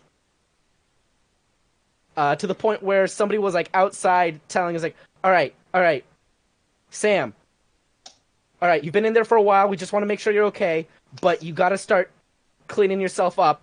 And I locked the door because I don't want fucking people coming in when I shit the fucking bathtub. Oh, that's rough. It smells Was it bad. really solid? It was very solid. I think it would have been better if it was liquid because then Yeah, it it would would've just been go down the 100% drain. They said it's like, Sam, Please. all right, gotta be real with you, gotta be straight with you, gonna be blunt with you. Okay, I'm gonna give it to you straight. You're gonna need to scoop the shit into the toilet with your hands. What? And I'm just drunk, and I'm just like, and I'm like, yeah, I know. Fucking Jesus Christ, crazy. So Since not then, only do you have shit stories from AT&T, you also have I literal have shit, Shit stories. stories. literal shit stories. Oh, that's beautiful. and so when we came back, and they had before we started drinking, Oh, the God. girl said, she's like, all right, guys, listen. What happens in Chicago stays in Chicago, all right? Do not say jack shit because I know that some of you guys are underage drinking too. All right? Yeah. Cool. And she was also underage drinking, but Underage that's drinking whatever. too, I was about to say. Gotta recruit them young for the cult. Gotta get them virgin Yep. sacrifices. Gotta get them The all Alpha juicy. cult. You gotta get them all juicy. Cthulhu will take no less than the tastiest virgins. Only the youngest and most supple. You see, Ugh. it's kind of like what we do in the shadows, where you would enjoy a sandwich more if you knew no one had fucked it. What? Yes. But we came back to the Michigan location where the office was, and somebody had made a stupid joke, and I had like said something dismissive about it. I'm just like, that was a really stupid joke or something like that. I don't remember the exact specifics of it. But then the assistant manager, who, no lie, actually looks like the fucking Chad from that comic. Oh boy. Like, his hair was buzzed at the side, floppy at the top, and it was combed over in a specific way, but he was wearing, like, office clothes, and he was very high energy, but he always said stuff in a really strange way. And he talks very passive-aggressively. And he's just like, oh yeah, Sam? Well, what's the most embarrassing thing you've done this past week? And I'm just like, yeah, I took a shit in the fucking bathtub. Oof. And then he's just like, yeah, well, see, there you go. And then that was just it. But nobody else questioned what I had said, and nobody, like, had any idea. Only the people who were there and had experienced that stench knew what was going on, but they still didn't say shit. Ugh. And, so yeah, at&t's the devil, and... As a thought, the idiot dreaming king. The idiot dreaming That's king. actually pretty accurate from what you described. I don't know what the idiot dreaming king is. As Is it just... It's a Lovecraft thing. It's a Lovecraft thing. Oh, okay. Yeah. Alright, I thought it was like another Jewish story. The great dreamer. I'm thinking of Azeroth. So kind of. Lovecraft believed Jews were evil, so yeah, who knows? Oh. Okay. Oh, Lovecraft was a hyper racist. Yeah, have you seen his cat? Dude, he lived in the 20s, and people and other writers were mailing him to tone down the racism. Tone down? Dude, this is too much. It's too racist. That's awesome. Yeah, but so your other job story. My other job, at&t. Oh no, not at&t. Fuck, Panera Bread. So I'm of the mindset that if you're going to fuck up and you're going to be known for being a fuck up, you need to establish it yourself rather than letting, circumstances say, like, oh wow, you're really bad at this, and then have people crack jokes at your expense. So you make the jokes yourself and then you execute on that. That way it's part of your identity. That's me. Also, it's better to be different and memorable rather than being another boring work drone. Yeah. Number 4, you are standing from your work cube. Sit back down at the cube. Make that sandwich faster, feels like peon. It's a real meme, but it's real. It's real. I know. So yeah, I took matters into my own hands, and in the first week of being there, I ate 3 receipts. I got a very bad stomach ache. It wasn't super bad, but I was just like, oh no, this is not good. About a month later, I was dared to drink a 16-ounce cup of poppy seed dressing, which had a very harsh vinegar taste, along with a sludgy texture, and of course, I gotta ask, how much were you making for this bet? I think it was $4. That's not enough! Somebody said, hey, I'll give you $2 to drink this entire cup of poppy seed dressing, and I'm just like, $4 and you got a deal. I gagged 3 times and they video recorded it. You should have gone higher! Yeah, you should have gone for at least a 10 sheet, dude. Nah, dude. My standards are very low. If I go that high, they're just gonna back out, and I want money. That's fair. Yeah. I respect the hustle. I also made a lasting impression on another coworker who loves to smoke weed. On his first week, I was tasked with shoving trash into the back of the dumpster so we could fill more trash in it.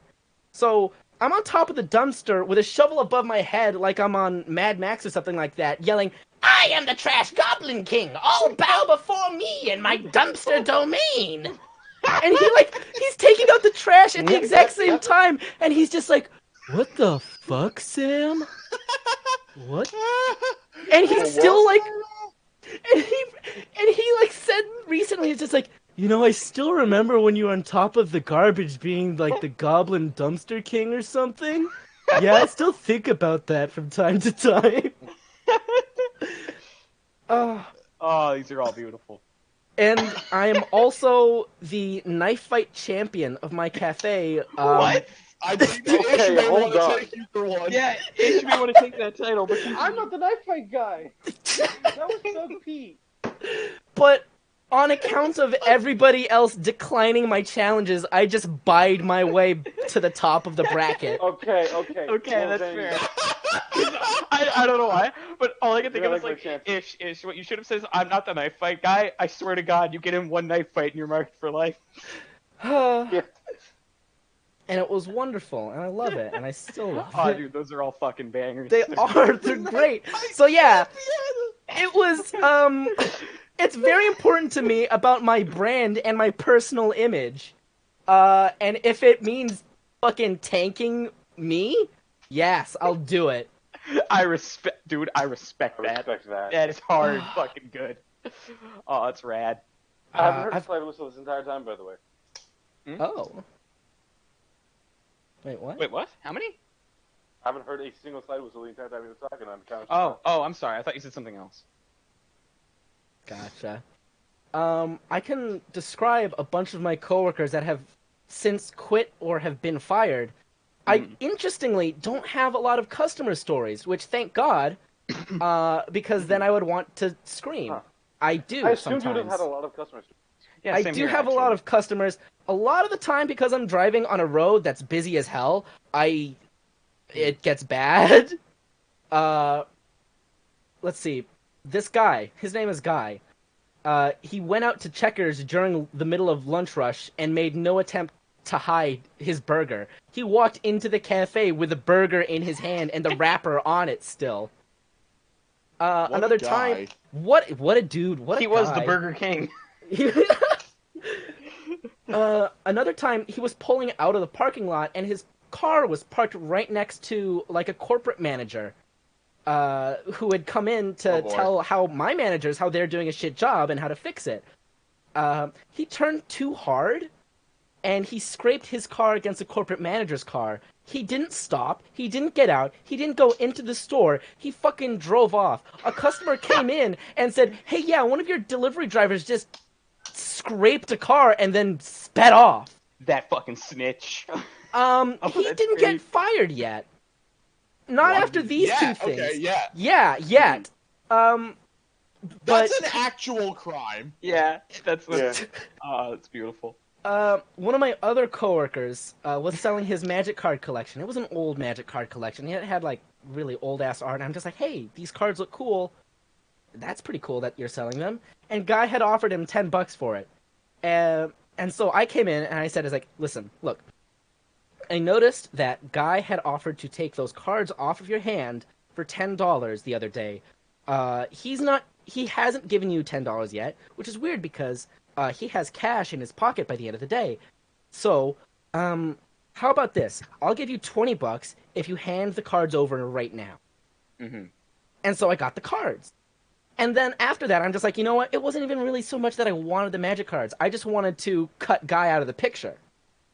And so I let the other coworkers who were interested, in the Magic cards, I was like, yeah, you guys go ahead, sift through all the cards, find any that you think are worth something, you take them. And then they actually gave me like a couple extra bucks. I was like, hey, this card's actually worth something, I'll give you something for it. I'm just like, hey, that's pretty cool. Yeah. Guy came back and he said, he saw that I cut him out, and he's just like, he says to the guy that was selling the Magic cards, he's like, you know I would have given you more money if you wanted more money, right? Because apparently he makes most of his money by selling shit on eBay and Amazon. And he doesn't really need this job. He just does it to get out of the house and get away from his wife. I was like, okay, well, that's kind of weird. That's dark. That's it is upsetting. Yeah. Divorce your wife. I don't know what happened. I went out to go and get drinks with him immediately before he was fired. How he got fired, there's a policy of first in, first out, where the delivery order that got placed first will be taken out by the driver that was first in the cafe. Okay. So Okay, that makes sense.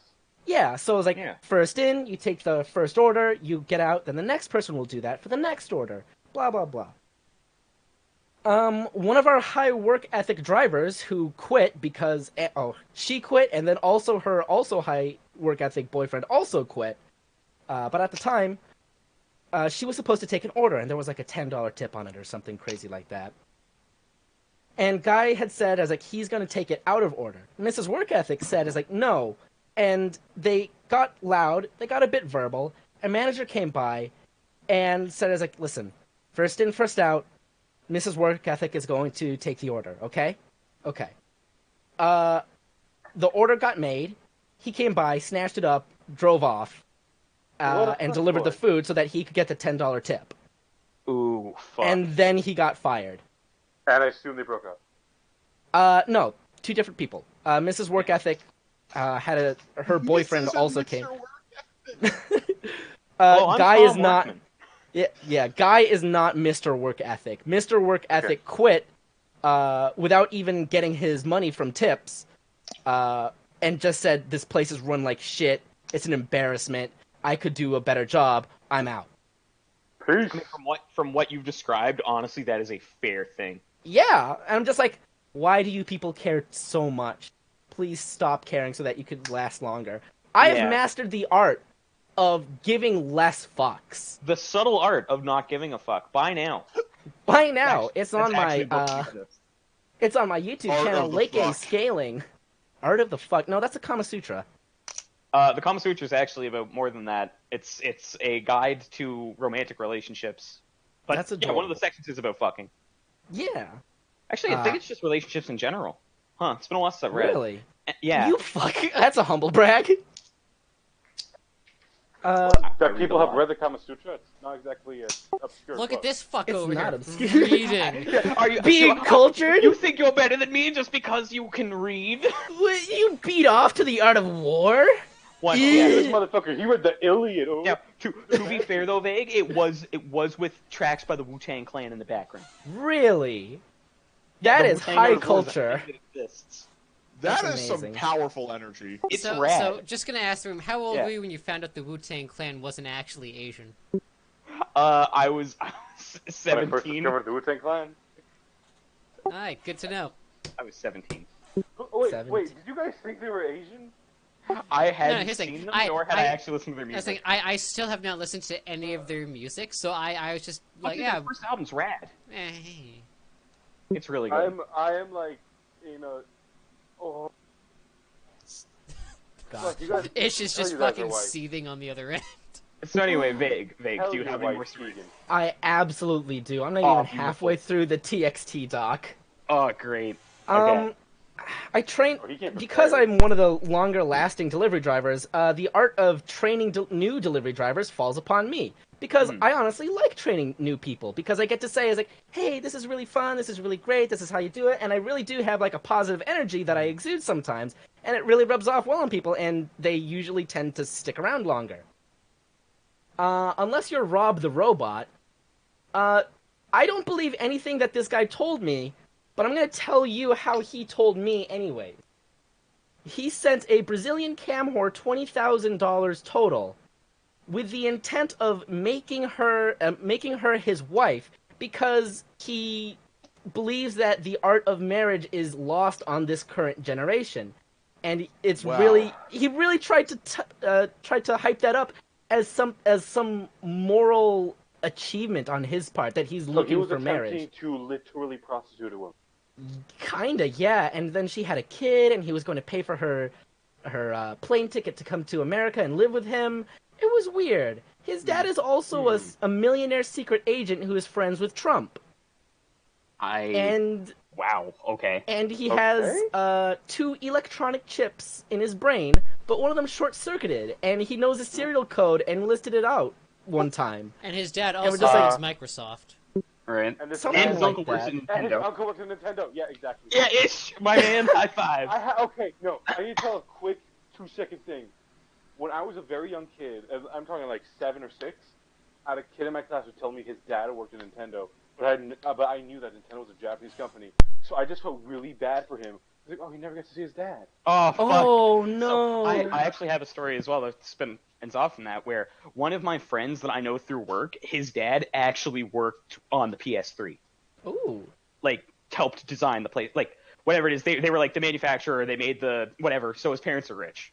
Nice. Yeah. That's pretty cool. But anyway, so Vague, On the day that I was training him, he you know that people like roll up their own cigarettes. They've got like the tobacco bags and stuff. Yeah. He pulls out a tobacco bag and fucking cigarette paper, and he starts rolling it by hand in the car. And I told him, I was like, dude, all right, okay, so I'm not gonna fucking snitch you out because we need delivery drivers.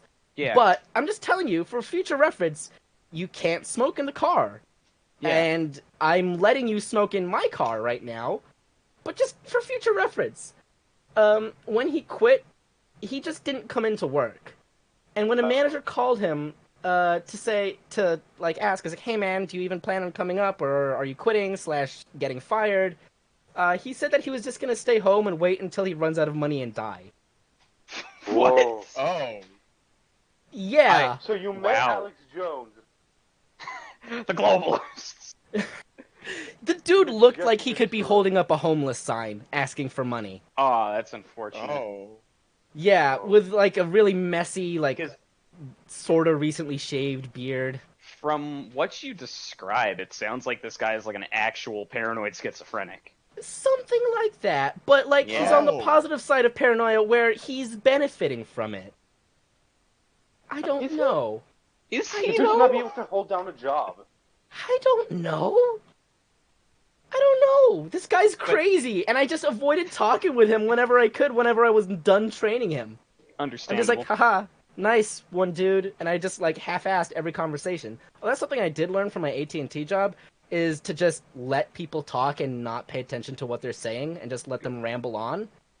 And then like give a really half-assed response. Being on a podcast. Whoa! Except people are grinding their resources to this. Crazy, what? Whoa, people do that? Another delivery driver, Kyle. He was fired for sexual harassment, not in the way that you think.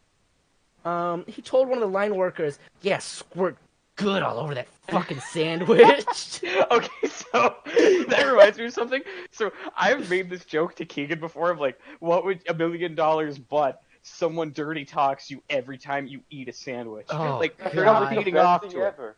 They're not beating off to it or anything. Just like, oh yeah, you dirty bitch, you fill your mouth. That sounds amazing. Hot dogs. That sounds kind of hot. Where can I hire somebody to do that for me? Meat, you goddamn Vague, slut. vague. I don't know how much you'll pay to do it, but I will do it. I've got $10 on my desk right now. Fuck yeah! I'll do it. I mean, PayPal me that $10, boy. Hell yeah! Well, you know, the exchange rate's gonna make it like less valuable. No, trust me, dude. I freelance. I know that the exchange rate is a godsend. Dude, the exchange rate for us makes it more valuable. Yeah. Oh yeah, I forgot. Yeah, that makes me sad. They told us we can buy Canada. Yeah. Oh.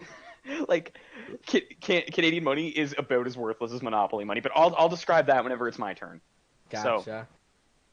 He then also, somehow, either by intent or by accident, because he was shoving his finger in somebody's face, like angry-like, not sure, he stuck his finger in somebody's mouth. And when somebody asked for the number to HR, he said that he wasn't going to give them the number. Oh. And then he got fired, and I just thought that he quit. Huh. Chapter 3, Fat Mario. At that point, you either fire or you got quit. Yeah. So chapter 3, what? You guys, wow, nobody's gonna comment on how I said that. Okay. No, I'm not gonna. I'm sorry. Pretend I didn't hear it. I thought it was Chapter 3, Fat Mario. Fat Mario's wife was pregnant, and he would often skip shifts to go home to take care of his wife because, you know, good guy. He's a good guy. Yeah. It kind of sucks for the rest of us that are still in the cafe, but like, really, could we really blame him for taking care of his pregnant wife? Not really. If you blame him, you're an asshole. Yeah. So everybody was just like, "This is the story where you tell damn us it." about how he killed his wife, isn't it? So, continuing with this story. Yeah, that's the point. His wife gave birth prematurely, and he took an extended leave. And we're just like, you know what? That's understandable. It sucks for the rest of us here, but we get it. Because we can't exactly blame you. And when one of the managers asked when he's coming back, he just replied, "My kid's dead." Oh my god, that fucking sucks. Don't feel sorry. Oh, that's rough. Don't feel sorry for him. I'll tell you why. We were all like, wow, damn, that sucks. Take your time. See ya. But we saw his Facebook page recently, and he said, celebrating 8 months with my beautiful daughter. Oh my god, that fucking scumbag. So he's either a massive liar, or he's clinically delirious. He then also asked for his job back. If you saw a picture of his daughter and she looked older than a newborn infant, he clearly is a massive liar. Yeah, this is one that you can actually tell very easily. Yeah, but I think it was just one of those posts that just had like the funky background on it. Mm-hmm. Or I get you. weird, The ones that are just like plain text with a weird psychedelic. Yeah, that. With the poop and emoji. I don't. Yeah, and the poop emojis. It's like 8 months with my beautiful daughter. Hehe, XD. I don't think management replied or gave him his job back on account of him not being here. Chapter 4. Jake.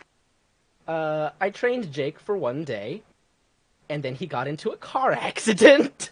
Oh man, that blows. Yeah. I saw him. Die? No, he's not dead. He's still doing prep work, and his car is still fucked up, and all the electronics inside are wonky as hell, but the car runs, somehow, by hopes and dreams. I saw him, like, in an accident. Like, there was a car all the way over there, there's a car all the way in 4 lanes over here. I'm just like, okay, because these are really wide roads. And I saw the car topper up there, and I was like, oh god, oh god, oh no. I go over there, I pull up next to his car, I ask him, are you okay? And he's just like, yeah, I'm okay. I'm just like, alright, cool. Give me your car topper, because I don't want people seeing you with a fucking Panera Bread car topper on your car during this accident. Also, I'm going to go and deliver those other orders that you have in the car, and you're still going to get the tip. Good on you, man. Yeah. That's good. Like, And honestly, so- yeah, that's good. Because what the fuck is... I need delivery drivers, please. I want to take care of them. Tall and Gay. This is a manager. I nickname him Tall and Gay. And this is honestly the longest, and this is the last story that I've got for my job. Okay. So I used to make my own food, but that's technically stealing, and I'm not allowed to do that, which is understandable. But all the employees are required to stand in line on their break to order food, and to wait for their food to come out to them, and they can't make their own food even if it gets rung up. So sometimes it's just impractical to do that, because by the time the food that gets to your table, it's already time for you to get off break.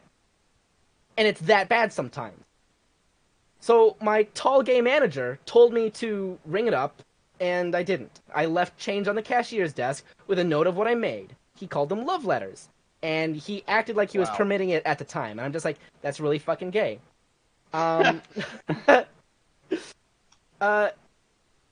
This is going to be an intertwined story, so it's going to be jumping around, but it'll come together. Mm-hmm. Delivery drivers get the shit out of the stick, because you need a manager to give you your credit card tips to make sure that you're not committing fraud.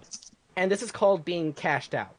And most of the time, you get cashed out when the cafe slows down and becomes less busy, which at its worst, at its absolute worst, was an hour and a half after we were scheduled. Fuck, dude, that's brutal. I've threatened to quit and transfer because of this. I talked to the regional manager for deliveries about improving conditions or setting up my transfer. And getting cashed out in a timely fashion has not been a problem since, except for Tall and Gay. But the reason why I don't like Tall and Gay, besides him bragging about the 162 dicks he's bragged about sucking, like actually, he's just like, oh yeah, I think I've sucked about 162 dicks or something like that. Fucking amateur. Those are rookie numbers. You gotta pump those numbers up. I'm just like, okay, well, that's kind of... I don't want to hear about that. My response would be at the same time. Fucking amateur. Pathetic. Yeah, but pathetic. Yeah, every time I hear the word pathetic now, I can only imagine You can only imagine what? Asuka from Evangelion. For me, I don't know why, but I can only think of, like, there's a meme of Principal Skinner saying... Yes, I love that. Yeah, in the same great. pose as Asuka, yeah. Yeah, the exact same things the Asuka pose. But, so you hate Tall and Gay, and it's not because he brags about the dicks that he sucks. Yeah, most of the cafes have what are called out duty, where before you are allowed to leave, you must do an additional task. It could be stocking your station, cleaning the tables real quick, taking out the trash, small bullshit like that. Yeah. Tall and Gay asked some of the delivery drivers to sweep the parking lot of trash and debris, cigarette butts, all that shit. It's a time-consuming task, even when you put multiple delivery drivers on it. For one person by themselves, it's going to take about half an hour for a single driver to do and say that they actually did something. So and even do you get paid for that 30 minutes? You do. Okay. Thank God. Yeah, 'cause that's not as bad as I was thinking. It's not as bad, but you're still going to miss like some trash. Mm-hmm. And I come back from a delivery, and it's 15 minutes past when my shift is supposed to end. And I hear that these other drivers who also are supposed to be out at the same time as me, they're out there doing that stuff. Eric said, tall and gay, he went outside, he looked around, and he's like, you guys didn't do a good enough job, go back out there. I heard that, I got super fucking pissed. I didn't do or say anything to him because it's... It's not worth it. It's not worth it, but like, fuck, man, that is incredibly fucking shitty of him. I want to leave at the time I am scheduled to leave. I am not going to be made to stay around. Sadly. Yeah, but also, unfortunately, you know what the response to that is? Well, you know what they say: if you want something done right, you do it yourself. Yeah. Welp, there you go. That's how you get fired. Was he his manager? He is a manager, yeah. That is how you get fired. Yeah, like with me, like this is actually a weird way. Oh wait, I didn't see this being worthy of being said because I didn't really, know. But like when I worked at McDonald's are 24-hour open places. Like that means that like you actually go home after you clean up your place. You don't have to do any closing tasks. Yeah. Yeah. Like people who do graveyard aren't even expected to give out food. They have food prepared for them, and then they just clean. Yeah. They're more like janitors. But when I worked at Zaxby's, I got chewed out after my first day because I went home at 10. What? Because 10 is when it said I could go home. 10 is when you're scheduled to go home. But that's not when you actually leave if you have to close, and I didn't know that. That's when they stop counting your hours and you have to start. Oh, that's shitty. No, they did. No. They did pay us for overtime. Okay, good. Oh, okay. Okay, because that's good. I got a story about that specifically. It's a very specific one. But yeah, we'll get to it then, I guess. All right. Mm-hmm. So this is the first time in like my almost year of working there that I've even heard about out duty. Because delivery drivers just didn't get that because they would stay around to take more orders. Yeah. And so he asked me to do out duties, and I straight up told him, after hearing about what he made the other delivery drivers do about sweeping up the parking lot, I told him, I'm not going to do that. I'm not going to do that. Mm-hmm. I will do anything you ask me to do up until my shift is supposed to end. I'm not lifting a finger after that. And he told me that if I don't do out duties, I'm not getting cashed out. I told him back that, flat out, I'm not going to do that. I'm going to be leaving in 5 minutes with or without my money. If I don't get my money, I'm going to hold you accountable for withholding pay. Yeah, because, like, fuck them, right? That's fucking illegal. Like, straight up. Yeah, I'm not going to let him say, I'm not going to let you get cashed out if you don't do your out duties. I'm just like, that's my money. You're going to give it to me. And I'm going to leave without it if you don't give me what I want. Which is not doing out duty. Mm-hmm. So, at the next seasonal menu change work event, which was like a week or two later, I confronted him in the broom closet of an office about out duties. And I told him that we're already staying longer to take deliveries so that the evening delivery drivers don't get shafted and take orders that are hours late. And my high work ethic manager heard about how I wanted to, quote unquote, wring his gay neck, and told him to be prepared and to be diplomatic. I opened my argument saying, Mr. Tall and Gay. I didn't say that. But it's like, listen. Yeah, exactly. I don't like it. But like, yeah, it's pretty obvious what he was trying to say. Yeah, I just told him, I was like, listen, I don't like you. It feels like you don't respect delivery drivers' time or money when you threaten to withhold our tips unless we stay even longer after we were scheduled and even after we took additional orders. He didn't really understand where I was coming from. Like, he tried to say, like, oh yeah, but out duties are a totally normal thing and they happen at this other cafe and it's totally a normal thing. I'm just like, I get it. No. Get us out of here on time. Here's the thing, right? No, the immediate response is, you have threatened to withhold my pay, which is fucking illegal, and you will give me my pay whether you give it to me nicely or you give it to me through the court. Those are your two options. That's not the two options, because the reply is, do you work in a union? That's fair. But, yeah, I mean, it's easy enough to turn all the delivery drivers against them. Dude, you're still entitled to the tips that you are given. Mm-hmm. But yeah, he didn't really understand, and I could tell that like I'm saying words, but they're just bouncing off of his head, where he's just like, I just don't get it, I just don't get it, and I'm just like, but he did understand what I wanted, and okay, he did understand what I wanted, and it was for delivery drivers to get out on time, and I'm not okay. When drivers are staying longer to help others and then being asked to stay even longer, I'm not going to stand for that. And it hasn't been a problem since. And drivers don't have out duties. But he did bring up that specific event when I confronted him as a reason I shouldn't get a raise. Are you fucking kidding me? Nope. I can understand that. Like, I can kind of get it, but like... Because you confronted him in the broom closet, that's a bit more than a little bit threatening. Yeah, but I'm also of the opinion that, like, given the attitude that this guy has, as you've described it, and to be fair, I mean, people like this really piss me off, which is why I got as livid as I did a moment ago. Yeah. Like, this person should not be in management if that's how they're going to approach situations. Yeah. And I don't think it's justified for him to withhold the raise. I just think that's the justification that the other people who might be in on decision are seeing as like, oh well, that's clearly threatening. Yeah, no, I understand that and I agree, but I'm just saying like the point that I was trying to make was given the attitudes that Vague has described this person as having. Yeah, it's clearly out of sight. Massive cocksucker. That's it. Please tell me that was intentional. Yep. It was. But yeah, nice. No, I've dealt with shitbags like that. Yeah, we all have, I think. And that concludes my TED Talk. Oof. Yeah. All right. And last but not least. No. We can go one of two directions here. Actually, yeah, my bad. We can go one of two directions. See, I'd say that me and Cipher's are in a weird spot where his are entirely soul taxing, whereas mine are physically and mentally taxing. I'd say mine are pretty fucking mentally taxing as well, but yours are way worse than mine.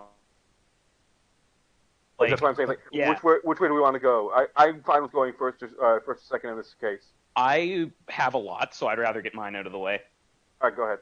Yeah, I mean it's up to you, honestly, man. Like if you want to go one first, way or the other. Okay, so I guess I'll do mine. So do you guys want to hear about campus police first, or do you want to hear about my adventures in freelancing first? Well, these are both concurrent, so I don't know which one you want to do. Okay, so when I was 16, I come from a wealthy family, and my parents were like, "We already drive you to and from school every day. We live outside of city limits. You're not getting a job. You don't need one." And you know, I think that that's incredibly shitty of them.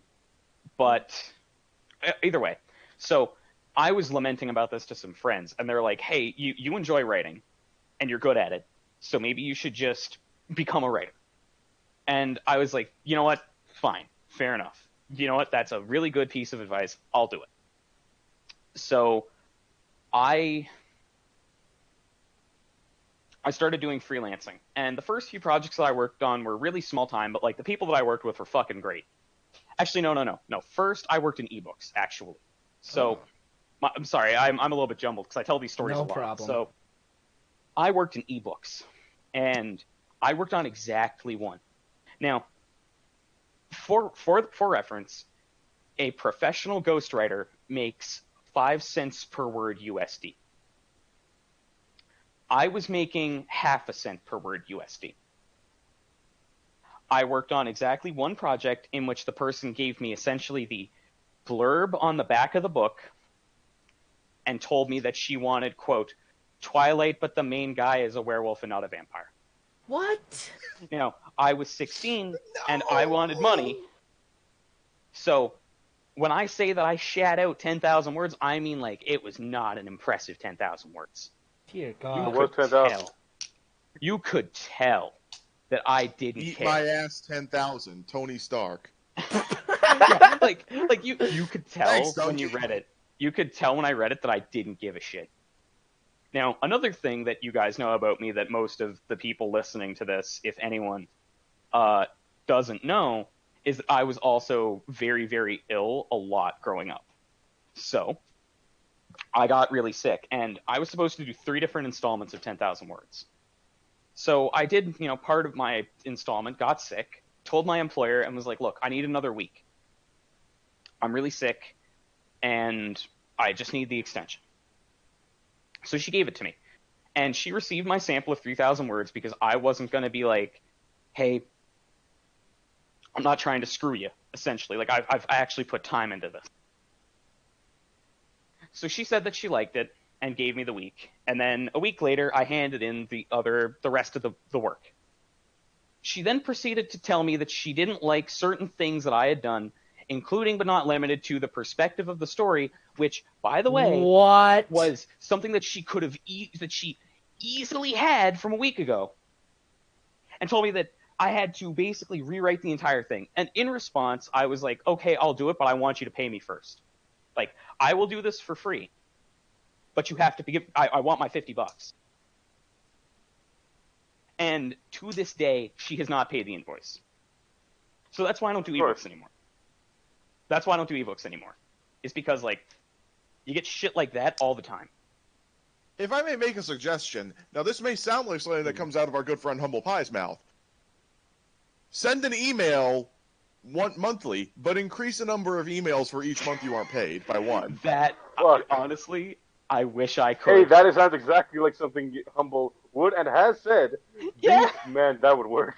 That's great. I would pay you $50 to shut the fuck up. Yeah, like, but, so it wasn't worth the $50, and I was just like, I don't care. I don't give a shit. I got my first installment of $50. This book's never going to get made. Even if it is, it's not going to be good because of what she wants. And, like... Now, did the book ever get made, though? No. Obviously Good. Not. To this day, the answer is no, because I still know what the title is, and it has not been released. And there have been no talk about... There's been no talk anywhere when I Googled the title. Good. It could have just been released very obscurely. It could have also been released under a different title, but I'd like to think in my heart of hearts that it never came out. So after this, I lamented to some friends and told them, like, hey, this happened. And they said that, okay, one of my best friend at the time was a guy that I knew through role-playing. And he's like, yeah, well, my girlfriend is an artist. And the girlfriend was also someone on site. And she's like, yeah, here's a link to Lemasoft. And Lemasoft is a forum where people advertise VNs and post their services and do all this stuff, right? Mm. It's essentially the hub for like English visual novels. So I started working in VNs, and I met some people that were like actually super good. Like, the first thing I worked on was free, but the guy liked my works as an editor so much that he gave me a co-writing credit. Because he's like, you improved my work so dramatically, I cannot in good conscience not give you a co-writing credit. You got paid in exposure dollars? Dude, everybody gets paid in exposure dollars when they start out, but the work was very minimal. Like, I was okay with getting paid in exposure dollars. So that happened. The next thing that happened, and keep in mind, I'm 16 at the time, was the largest VN publisher, who shall not be named, contacted me, or a developer working for them contacted me, and was like, hey, you can get paid a professional rate if you come to me with a story, essentially. And this wasn't a scam. I'm going to say that now. It was not a scam. But the you will get paid a professional rate had a dozen asterisks next to it, including but not limited to, I was hired as a writer, and I was basically told that I was doing the work of a project director. So that includes actually writing the script, getting an asset list for the game, and making sure that it's actually coded in what is referred in the program that people use to make VNs. Now, that doesn't mean I'm programming it. That just means that all of the script is labeled and has its text features and stuff done properly, which is a pain in the ass. But to his credit, I got my first installment at 10,000 words and cashed out my 500 it was 500 USD, whatever it is, wasn't Canadian at the time. So it was fucking awesome. Fell ill again and sent him 2,000 words worth. And after sending him this, now to be fair, he had a full outline of what I was going to do and what I needed, right? His response was, hey, we can't do what you want, so you have to rewrite it from the ground up. What? Now, the idea that I had was I was going to make it was kind of like urban fantasy and Lovecraftian. And they were like, we can't find someone to draw CGs of Lovecraft monsters. Nobody wants to do it. That's a fair thing, honestly. Like, there's no that's completely fair. find to do it. That's fair. But I was like, dude, I'm already doing the work of a project director. I didn't sign up for that. I'm sick, and I'm fucking like, basically, I didn't sign up for this. I didn't ask for this. I'm done. I'm out. And to his credit, the guy was very nice about it. He was like, hey, I will pay you for the 2,000 words or however much you submitted when you gave me the sample of this. And I was like, nah, man, you can keep the money. Like, I just want this to be as amicable of a split as humanly possible, because if I take your money, I'm going to feel shitty about it. Fair enough, right? Mm-hmm. So the next major thing that happened to me was So then I started working on by the way, almost all of these stories are bad. I'm just gonna put that out there. So I was then also working on a visual novel that was originally written in Thai. Oh, you told me this one. Yeah, so it was originally written in Thai, and the guy hired me on as an editor because that's my bread and butter. Like, I say I'm a writer-editor, I don't write. I don't enjoy writing for people. It's not fun. So, I was working on this VN that was originally written in Thai, and it was basically like the translation was so bad that it was more or less run through Google Translate. Like, it was really bad. God. And I was like, and I was also not making the rate that I had in my topic on the forum was like, I want 2 cents per word. That's less than half of a professional rate. Here's my justification. You're getting work that is fairly good. At the time, I wouldn't call it professional quality, but like it was very good compared to my peers. So anyway, so this guy, first of all, bargains me down, and by bargains I mean like I'm desperate and need the money, to basically less than I think I was making less, and I was doing way more work than what I was accustomed to, because I was also working on other projects at the time that were good. And so this guy is the only person that I have ever actually like sworn at and like cursed out, because what happened was he basically told me that I was not going to get paid for this work that I had completed until the game released on Steam and he got the money from Steam, which is not a lot of money, by the way. It's not. And Steam bucks ain't that many, yeah. No, but like the money that he owed me was not a lot. So this guy, basically, this was when Keegan and I were getting our apartment, so I needed the money quite badly. And I was like, look, I need the money. When can you pay me? The game's been on Steam for 2 months. I know that it takes a month for Steam to basically disburse you the first payment, because I've worked under these conditions before. Where's my money? And his response was like, I don't have it. To which I responded, what the actual fuck do you mean? And I know that, like, in the little pop-off that I had a moment ago, and from hanging out with you guys, I don't seem like a fairly calm person.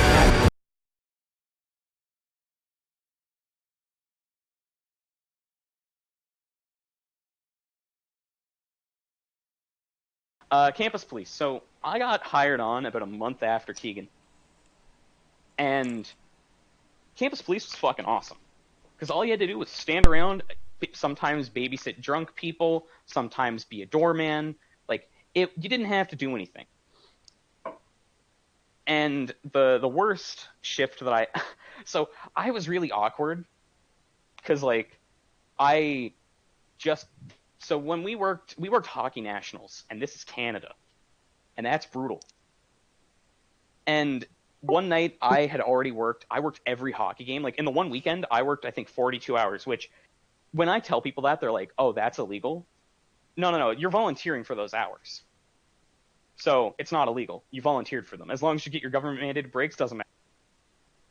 So one of the nights I was working night shift, which is 10 p.m. to 3 a.m., and the chief of our branch of security gave myself and the other guy hot dogs, and I didn't know that the other hot dog was for me, so I just kind of awkwardly left it in my lap, and the guy was like, "Are you gonna eat that? Like, that's for you." I was like, "What?" Fuck yeah, hot dog. Fucking free hot dog. No, to be fair, I had worked many hours at that point. Like, Keegan that was the time that when I said, "Hey, can I take this patrol shift from so-and-so?" You're like, the absolute fucking madman. Yeah, I fucking said, it's like, oh god, the fucking madman. Also, just to add some context, I'm trying to think how old we were, because I know I was 17. Had you turned 18 yet? I had turned 18 that September, yeah. Okay. Woo, alcohol! Well, it's 19 here. Oh, it's But- 19 where you live? Yeah. It's Really? 21 down here. It's 18 in Quebec. 18, it's 18 everywhere else in Canada. Is it? It's 19 here. No, it isn't. Not in Weird. Nova Scotia. It's 19 here. That's all I can say. But Yeah, it's 19 in Nova Scotia. What? Huh, that's weird. I thought the federal age was 18. It's 18 in Quebec and I think in Ontario. weird. So yeah, so that's a story that happened. Also, do you know what's even shittier? That night that I took that night shift, St. Patrick's Day. Uh-oh. And there's a pub fuck. and a nightclub on campus in the student union building. Patrick's Day. Yeah. He has It to was eat rough. potatoes. So I worked that, and talking. I have some fun coworker stories because like most of the stuff that happened at that job was very uneventful.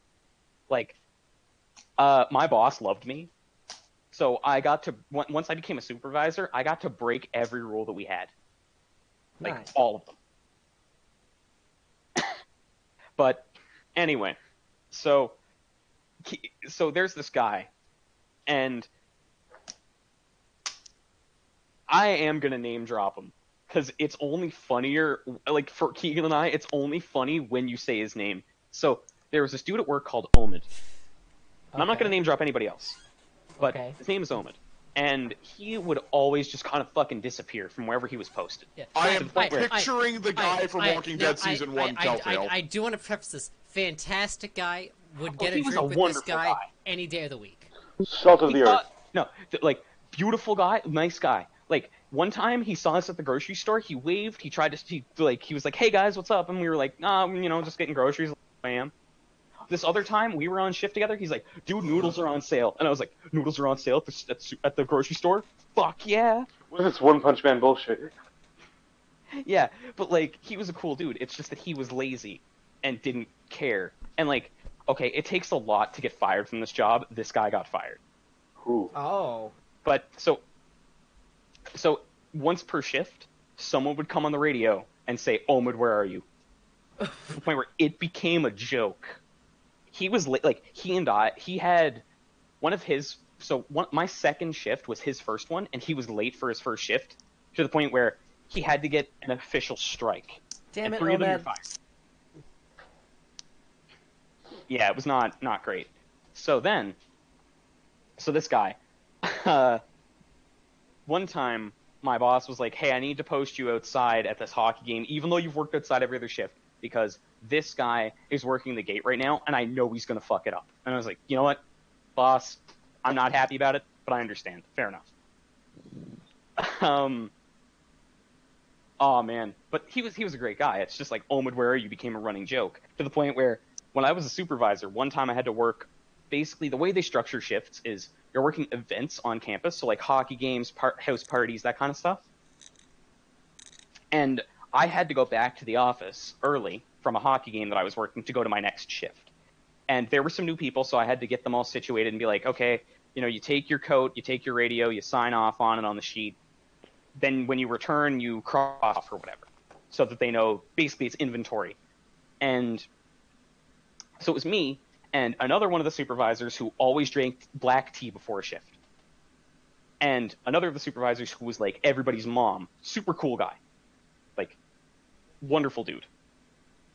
And this guy has to call Omid. And I swear to God, he calls Omid and he's like, "Hi, Omid, it's so-and-so from campus police." And the instant that happened, the three of us broke down laughing. He's trying to get through this message of like, "I'm wondering where you are because you have a shift in 10 minutes or whatever. And he's like trying not to laugh, but he's clearly yucking it the fuck up because he's like, it's unfortunate that I now am one body short, but man, what did I expect? I'm trying to think if I have any other fun stories from campus police. Keegs, do you have any that you remember? Fuck, I not really, no. Oh, I almost had a time where I got to pull the every person's dream, where it's like, hey, I am my supervisor. Oh boy. So parking shifts were a thing, and the worst place to be posted was they were building a kinesiology building on campus, one of the gyms where events were sometimes. What the fuck is kinesiology? Like. So what it is it's a little fucking gay baby fucking field of medicine. We're punk ass bitches think, oh, you know what? I'm here on a sports scholarship. I'm gonna study specifically the knee. No. One of the guys at work straight up referred to it as, this is the best school for kinesiology, therefore we churn out the best gym teachers in the country. Wow. Jesus Christ. In all seriousness, No, hold on a second. If I sound a bit miffed at this entire department, it's because they contribute nothing to society. Fucking nothing. And for seemingly no reason. They get the nice new building. The nice new building where the arts building my money paid for. Yeah, that my good tuition dollars. Did I say who's one of our national heroes? GSP, what's the most common what's the most common injury for MMA? It's knee injuries. So I can see the logic there. But no, in all seriousness, the reason that I hated kin students was because they were always the ones that were difficult. Whenever you told them, so part of our job is to enforce liquor laws, and you can't have open liquor. So if you see someone with a beer and you're on night shift, you have to tell them, hey man, you got to pour that out, and then you got to crush the can. And most people are fine with it. But for kin students, it's like, one girl was like, hey, if I'm... Keegs, you remember this. So Keegan and I were paired up on a patrol, because you go in teams of 2. And this one chick that was in kin was like, if I make out with one of you guys, will you let me drink? What? And she was like a 5, so... Yeah. And she was like a 4, dude. She wasn't a 5. No. Like, it was... And her boyfriend was like right there, wasn't he? I mean, yeah, but... Oh, that's way more awkward than I thought it'd be. Yeah. That's bad, dude. What did he think about it? But honestly, he was into it. Law students were the worst. So I do have a fun story for that, too. So man who wishes to become law student. No. Here's the thing, right?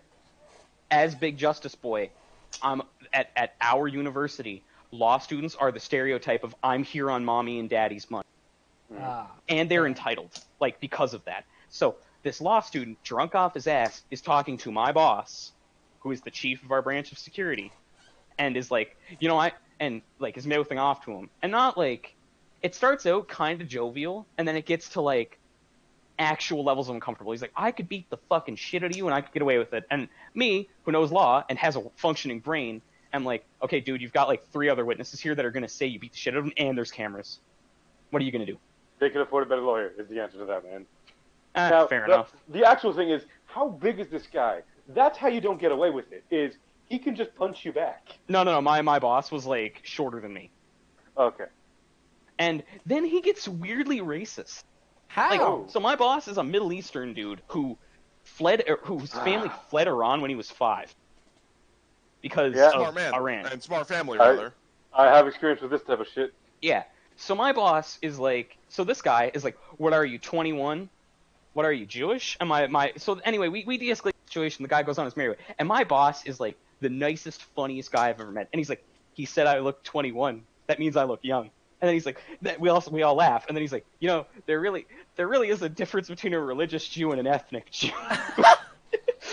And, like, that's true, but we thought it was fucking hilarious. Mm-hmm. Oh, man. It was great. Yeah, my boss was fucking wonderful. He must sound like a wonderful man. The guy, on the other hand, I don't know, sounds like a blessed other guy, actual piece of shit. I hope he fails out. Yeah. I hope that he's the Phoenix Wright to my Miles Edgeworth someday. That's the type of guy that ends up getting a job at a law firm and not being able to keep up with the work. That's the kind of guy who gets a job at a law firm and develops severe alcohol. Yep. That's the kind of guy that should... Like, unironically, that's unfortunate, but, like, that's pretty much what it is.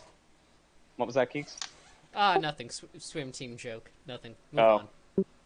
Oh, no. What are some other things? I'm trying to think if there's anything else before I pass it off to Ish. Oh yeah, the you're not my super. The I am my super story. So we had to work parking shifts, and there was this kinesiology building that was being constructed. So there's like, they had to block off part of the road and make a roundabout. So you can't park in the roundabout. You can only go into the roundabout to drop people off, and to use it to, like, you know, go back to the road. So we had to basically make sure nobody parked in the roundabout, that people did not park in handicap spots without handicap hangers, and that they did not park in front of the building after dropping someone off. So, it's cold as shit because it's Canada, and our job is predominantly to be outside. And it doesn't matter if you're layered appropriately, because you're going to be out there for a while. So I'm supervisor, and I'm working with this other dude, and we took over from the morning shift. So this lady, so he and I are inside warming up, and we go back outside and check handicap, and there's somebody parked in a handicap spot that does not have a hanger. So he's like, what do we do? And I'm like, okay, you take the license plate, I'll contact security after you do, and then I'll make a note of it in the logbook. And they'll do what they need to do, like take it or tow her or whatever. And this is the only time I had to actually contact security, other than like occasional check-ins on certain other shifts where we had to. Oh yeah, I actually have another one. Sorry, but anyway, then this lady comes out while this guy is taking her license plate, and I'm watching him because I'm just like, yeah, whatever, like I gotta do my duty as well. And this lady comes out and she's like, what the fuck are you doing? And I'm like, I'm taking your license plate because you are parked in a handicap spot. She's like, well, there's people parked over in the grass over there. Are they not illegally parked as well? And I was like, look, I took over for morning shift. They were there when we got here. It's not my problem. Because we are supposed to cover this area of the campus. That's our job. And the lady is like, fuck it, tow it then. And then weirdly enough, gets in her car and drives away. I don't think she knows how license plates work, but okay. Buddy, no, bro. It's even better. So I didn't, because she drove away, I didn't contact security because I'm like, she's no longer legally parked, don't have to deal with it. So then we go back inside to warm up because it's fucking cold as balls. Yes, Canada. And I'm sitting down checking my phone. And the guy, and you know, the other dude is pacing around and trying to warm up a little bit more by keeping himself in motion. And the lady comes in, this woman who was illegally parked, and is like, excuse me, Mr. Security Guy. And I even muttered, Jesus Christ, what? Because she had that fake nice tone where it's like, yeah, I hate that. I don't like you, but I need to be nice to you, so I might get something like I want. Yeah. I'm about to end this man's whole career. Yeah. Oh. Yeah. So she's like, oh, there's people parked, blah, blah, blah. And I was like, oh, fuck's sake, it's not my job. I just explained this to you. And I wasn't polite about it, because I was told, like, you know, professional, in training, like I said, professional does not equal polite. And I was polite with her before. And it's like, lady, it's not our job. And she basically just wanted special treatment. Like, she was very transparent about, oh, I don't think it's right that you had me move, threatened it, or whatever, people. And I was like, we took over for morning shift, it's not our problem. And apparently, so there's another campus attached to our campus, and they also, because their basketball team was playing, they had a guy inside who was, like, monitoring the inside. And she apparently talked to this guy and bitched and moaned about me. And this dude was, like, a really nice dude, and he's like, yeah, this fucking lady came by, and she was flipping her shit at me about whatever you guys did. And I know she's just being an asshole, but, like, what happened? So I explained it to him. He's like, yeah, what a bitch.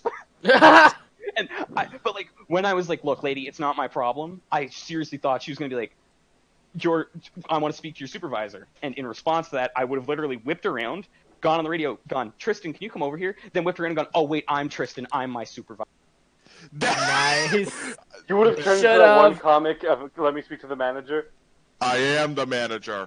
Oh no! Because it's like if there was some kind of report file that's like, okay, well, I told her nicely, and they were there in morning shift, so you can talk to the morning shift guys, but like, wasn't my job.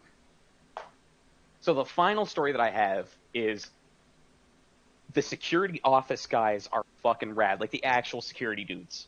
Mm-hmm. Like, so they do a lot less work than we do, but when shit hits the fan, right? Yeah. So it's like they deal with a lot worse stuff than we do. So it's like their average lows are way lower, but their average like oh shit is an actual oh shit. But they got to go to Christmas dinner, and my boss at the time, because I was a supervisor, he's like, hey, I usually work their office every year.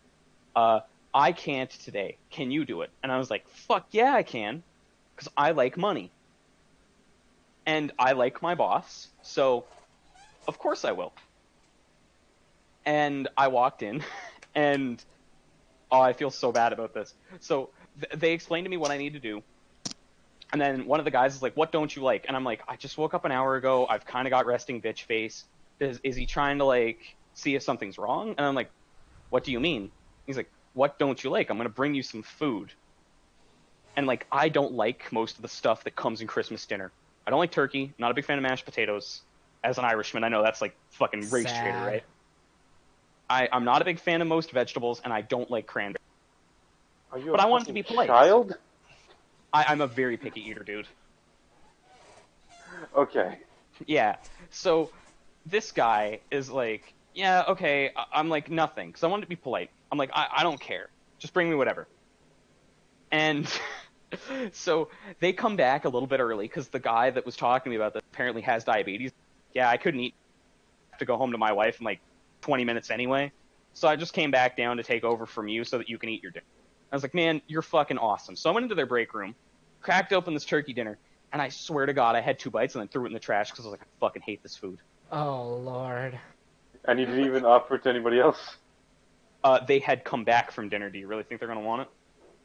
Okay. Yeah. Also, like, my issue was, I already felt awkward accepting the dinner.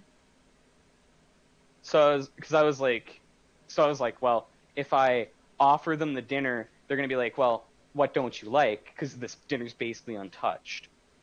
Like, we brought you dinner to be nice. And I was like, well, shit, I don't want to be impolite, so I'm just going to throw it out. You know they would have seen the trash, right? Yeah, but then they don't see me very often. So it's like by the time they see me again after break, they're going to forget. Yeah, I don't know if they That will. is relatively wishful thinking, my friend. Yeah. Well, nobody mentioned it to me the rest of the time I worked. They're being polite there by not mentioning it. Yeah, but like, okay. Don't. No, because you were just rude to begin with. Okay, well, the truth is, You I lost. was like, I don't know what to do about this. So I just threw it out, walked out awkwardly. I was like, yeah, thanks for the food. And then fucked off back home. See, I would have loved to be a fly on the wall and just see you being given this meal, take 2 bites, have like a computer Garbage. moment of like freezing up and being like, don't know what to do. Mommy, I Toss don't it in like the trash mashed and potatoes. fucking run. No, the thing is, I don't like mashed potatoes. I'll eat them. It's the turkey that I don't like. What the fuck is this? It's turkey. I don't like turkey. Turkey bad. Also, the reason I don't like mashed potatoes is because when I was a kid, we ate mashed potatoes like every fucking night. Okay. Ah. My mom There we has go. a That'll similar do it. story in that one time. Okay, so back in the 70s and 80s, braces were awful. Yeah. And she told me a story of how one time she had a ham sandwich and one of the wires broke and went through her cheek. Oh no. She wasn't able to eat sandwiches for like 10 years after that. That's Sandwiches sad. in general. Wow. I love Okay, sandwiches. so, Ish, do you want to go? Boy, okay. This has gone on for a while, and I'm very hungry, so I'm not going to spend too long on mine, unfortunately. I'm going to try to tell some highlights, but let's basically start at the thing of, I really had 2 jobs that are worth noting. I've had some others here and there, but like the big one is I worked as a mover for a summer when I was 14, and most interesting thing is like somebody didn't pack up their sex swing, so we had to move that. And he tried to cover it up and say, "Oh yeah, no, it's this really interesting art piece." To which my boss replies like, What is that? What is a sex swing? It's a thing for BDSM. Yeah. Oh. It's like a hammock, but it's for pounding. And he said me and the kid have both seen Keegan, 50 Shades. you're lighting up, but you're not coming through. I hear him. I Oh, hear. that's weird. I'm not hearing. I don't hear him. Okay. Me neither. I hear him. Oh no, you're coming through now. Yeah. I heard him. That's weird. Sorry about that. I just didn't want any like repeats of last time where somebody makes a good point and it's fucking swallowed up by the internet. by the void. Knob goes the internet. So we just had to move somebody's sex swing. That was about the only story worth noting. I got fired. Why did I even get fired from that job? I think it was just because like they didn't want to keep a 14-year-old after the summer. Understandable. That makes perfect sense, actually. Yeah. Yeah, because like 14-year-olds. Also, labor laws are weird depending on your province. Because some places will let you work at 14, but most employers are like must be 16 or older. Yeah. In Quebec, you're allowed at 14, but it's preferable if you're 16. Okay. It's like it's a weird thing of like you basically need to have parents' permission if you're 14. I get now, you. Now, then at 17, so basically to briefly explain, at 14, due to me losing my papers, I had to drop out of school. So I basically taught myself all of high school in the meantime. But at 17, I was like, man, I'm bored. So I was able to, let's say, acquire an ID that may or may not have been legitimate. Hey man, you gotta do what you gotta do. Are you allowed to talk about that? Oh. I'm 19 now. I think that makes it worse. No. They can't prove it. It's not like somebody can go back and prove it. I could just say I'm joking.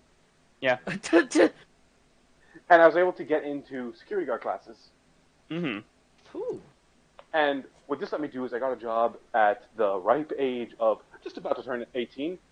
Mm-hmm. I started temping at certain nightclubs as like a temp bouncer here and there, but eventually I settled on one nightclub in downtown Montreal that will not be named.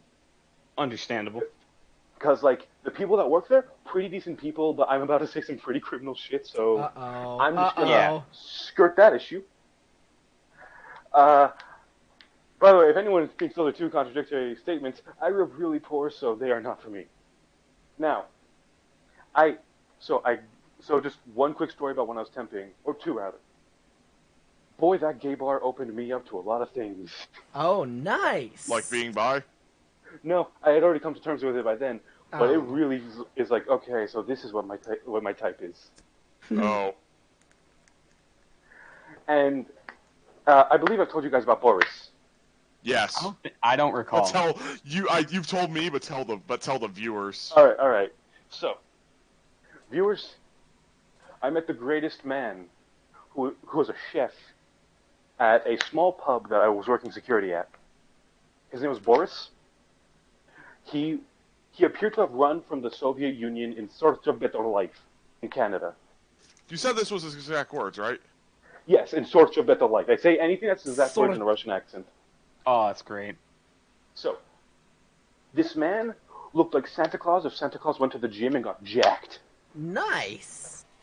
Is that your type? No. Fuck. If I were to basically put my type into 3 words, it's a Link from Breath of the Wild. Oh, Yeah! He is the alpha twin. Dude! I'm not even gay and I tap that. Yes! I think that everyone can relate to that. Everybody, nah, yeah. It's not hot. Okay, well, you're the minority, so you're wrong. Now, back to Boris. Boris had, like, sleeve tattoos all across his arms. And one was a hammer breaking the Soviet star. Yo! Nice! It was the hammer of the workers breaking down the oppression of the Soviet. That's awesome! This man is awesome. Badass! That's rad. The way he talked about his daughter, I could not tell if she was 23 or 12. Or, like, maybe 5 even. Huh. She was protege ballerina. So proud. Her dances are beautiful. I never saw a picture of her. I never saw her dances. But I could not tell, and it was adorable because it's like, oh, he's just very proud of his daughter, so I don't care. Yeah, that's really great. What a great guy! I love foreigners being wholesome. This man would come into my face, look at me with death in his eyes, and said, "What did you eat today?" Because if I had not eaten that day, he would force me to eat a sandwich, and it was one of the best sandwiches I've ever had. Was this guy also like your weird adopted Soviet granddad? I don't know, but I loved it.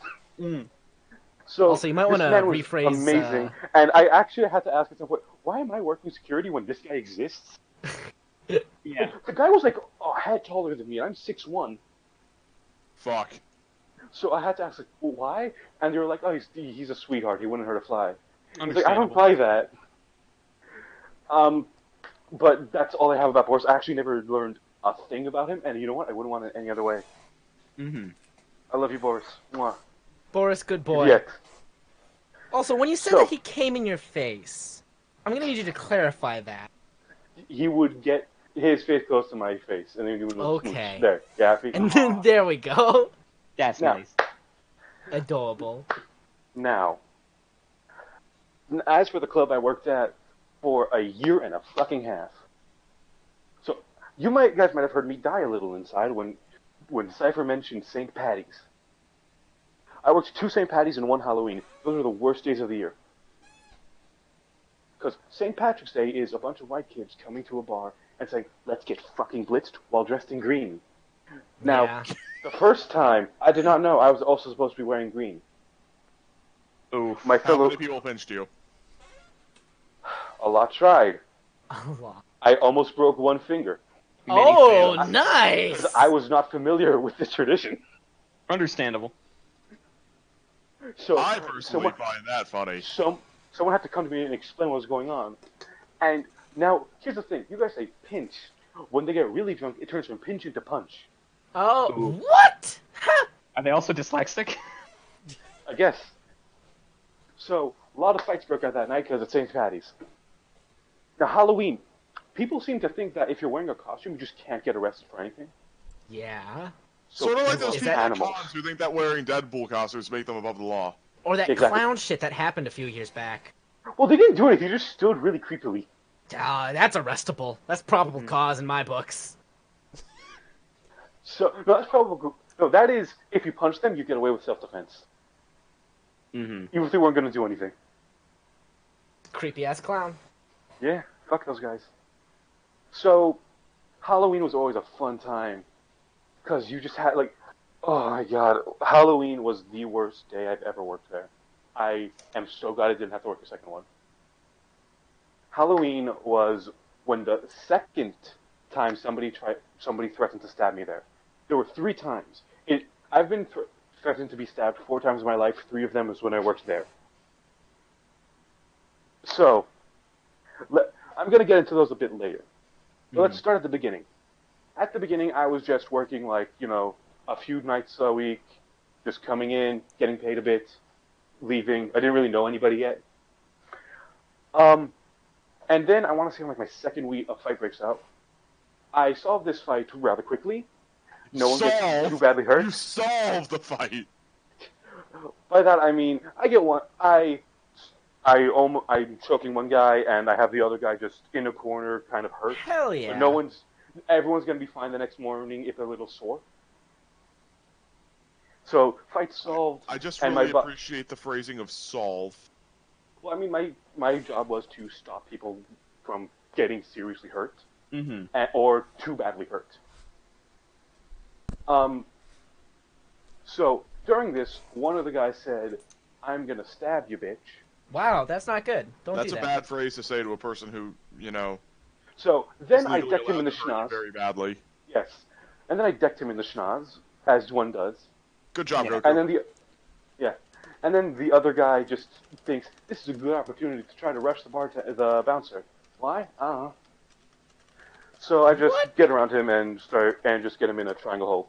Because when you're drunk, your caveman brain takes over. Yeah. So then the boss says, "Hey, that was great. This is exactly what we want of our bouncers. You're quote promoted, I guess I would call it. Basically, I got put on nearly every day of the week." That's not a promotion. That sounds it is simultaneously because I'm working more out. Yeah, It's a I'm working more out, you raise. get paid more. but also worse because it means you have to deal with more shit. Yeah. He also promoted me to front door duty every time I was there. That's way worse. Now, this was also after he learned I was bi, because he's like, okay, if you're bi, it's even better because you can judge both the men and the women. Fair enough. I gotta respect that. That's power. Is this discrimination? Maybe? Maybe not. Maybe. Who knows? Is it discrimination if it's positive? Yes, that's called affirmative action. Sure. Now, it was around this time I started to get chummy with some of the guys, and after moving into the front, I met I was one of the 3. The 2 other bouncers I would be working with the entire time. There were actually 2 other ones that I just never met. Mm-hmm. So, in my mind, they'll always be called Jimmy John and John Jimmy's. Nice. Because all I know about them is that one of their lockers just reeked of Mexican food. Like, at all times. It was kind of hilarious. Was he also Deadpool? Maybe. Who knows? Now, I'll describe the one I was actually close to, because I got pretty chummy with this guy, I'd say. I wouldn't say I was his friend, but I'd say we were friendly. This man, I'm not going to give you his real name. His name was Crack Pete. Ah. Sorry, Crack Jimmy. Crack Jimmy, sorry. He did crack? No. We're better. We're going to get to this. Was his name Jimmy? Now, No. he was a good 6'3", jacked beyond belief. I had gotten the job basically due to I'm 6'1", I'm pretty physically intimidating, and I'm a black belt in Kyokushin karate, and at the time I had a good 2 years of boxing experience, or 2 or 3 actually. Mm-hmm. So I had a suitable set of skills for the job that otherwise would have been out of date 2,000 years ago when guns were invented.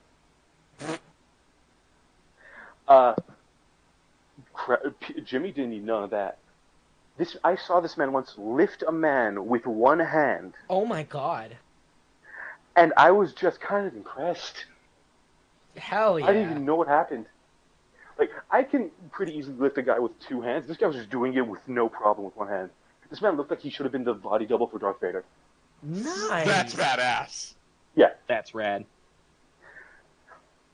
So, you had the weirdest set of minorities in the front. You got 6'3" black dude who just stands there and I don't think says a word to any customer. I don't think he's ever spoken to a customer. And you got 6'1" Jewish dude whose job it is to say in, out, in, wait line, in, wait line. So, just gonna tell you guys a quick fun little anecdote I have to introduce the third bouncer. So, one time, as a bet, the bartender brings in a durian and says, which one of the front door bouncers can eat more of this? And we both bet $20 each on it, so you walk out with 40. But, like, Nice. isn't it actually super good? It just smells like shit? It smells like shit, and to some people it tastes like shit. It's a weird genetic thing. Oh, okay. Now, what is this again that you said? It's a durian. durian. It's a giant spiky Like golf fruit. ball. Yeah. So, the chef brings out a knife, we open it up, and we go. I win from him because, to me at least, it tasted exactly like a traditional Moroccan dish my mom would make. So I was like, oh, this is delicious. So I just ate it up. And then out walks Thug Pete. Now, Thug Pete was a 5'9" Native American dude, scrawny as shit. But the reason he's called Thug Pete, so on the Native Reserve, there are Canadian laws that actually do not apply. They have their own set of laws, and some don't even have police. Oh, sort of like down here. Yeah. So, Excuse me. Mm-hmm. he lived on the Kittiwake Reserve, and he had a bunch of weapons, as they usually do. So, but however, you're not allowed to bring them into the city. He didn't care and just did. He hid them. So he one time showed Jimmy every single place he had his weapons, and I had to ask, did he have one in his underwear? And he said yes, but not what you think. The walking arsenal. He had a knife up his ass. He said it was ready a to physical bumblebee pile someone. of weapons. Jesus. So I'm this guy sort of comes okay. out- So what I'm picturing is okay. So this is going to be a weird pull. How many of you people have seen The Man from U.N.C.L.E.? No. Yes, I've I seen that have. movie. I've Not seen the movie, clips. the old ass TV show. I have. No, I have not. Yeah, I love clips. Spider-Man. There is a scene in which 2 agents come to meet each other, and they're like, "Hey, did you come armed?" And he's like, "What the hell are you thinking? Why would I do that?" And then guns just start falling out of their fucking coats. Basically that. Oh, that's the scene from Sinbad. I remember that one. Alright, so, Thug Pete comes out during the durian challenge. I'd already eaten half, and Jimmy just took a spoon and couldn't. He really almost threw up. Oh, So, weak. Pete sits down, eats half the durian, puts down $20, rips a paper in half, eats half of it, swallows it, gives me the other half, I tap out. That I just had to give up. I was like, he's the toughest one. I just left. But that was before opening hours. So I just reeked of during the entire shift, and my boss said, I kind of want to tell you to go home and take a shower, but we're really understaffed tonight. So, I didn't interact much with Pete. He seemed like a decent guy. Jimmy. So, Jimmy I was kind of friendly with. But there was a couple instances where I started to notice some weird behavior about him. Rather, whenever he would have to get into a physical confrontation with a customer, there would always be crack on them. And I saw him pull crack out of somebody's pocket once. I was like, oh, okay, well, that guy just had crack on him. Weird coincidence, right? Then I saw him pull the crack out of his pocket and say, this guy had crack on him. I was like, okay. And then the third time, I saw him plant the crack on the guy. I was like, God damn okay, it. I'm going to talk to the boss about this. He's like, So oh, yeah, this has been an he issue used for a the while. bit and binder method. He used the bit and binder method. So I talked to the boss about this, and the boss is like, this has been a problem for a while. I'll talk to him about it. Oh. Jimmy came back the next day, said, I'm sorry you had to see that. I promise you won't see it again. Which was not the answer. That's not the That's answer! wrong answer, motherfucker. No, I don't even know if it's not. It's not the answer I expected to hear. I expected him to either be angry or to say he's changed his ways. No, it was, oh man, don't worry about it. You won't have to see that shit again. No, that's the wrong answer. Psych, that's the wrong number. So that's how he earned, in my mind at least, the name Crack Jimmy. Now, the reason I'm saying that we're still friendly is I actually met the guy not too long ago. The story has an update where I saw him because so he joined a biker gang afterwards. Ah, maybe I know him. Exactly. So I was like, hey man, how's it going? And we catch up a little bit. And I asked, so I've been calling, so I told him, some of the funny stories I told you guys, and I told him, I kind of call you to my friends Crack Jimmy, so I don't give them your real name. And he was like, oh, don't worry about it. My friends came once to the club and saw you, do some crazy jujitsu stuff to a guy, so they call you the jujitsu guy.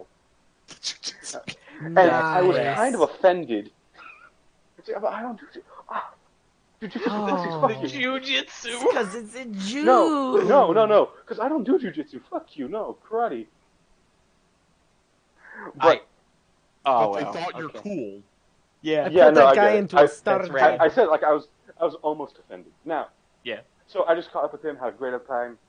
Now, to the other 3 times I was threatened to get stabbed, one of which I actually consider a real threat. Now, in my mind, you don't tell somebody you're going to stab them. The threat is you pull out the knife or break the bottle. Yeah. So the second time is a pseudo threat, where the guy comes up, he's like, "Oh yeah, you're that real tough karate dude." I'm gonna fuck you up. No. And we had just had a big fight the other night, so I guess he had heard about it. And he's, you have your tough karate. Well, what if I brought a knife, huh? What would you do then? I said, do you have your knife on you? No. Yeah. Okay. So I headbutt him because he had just threatened my life.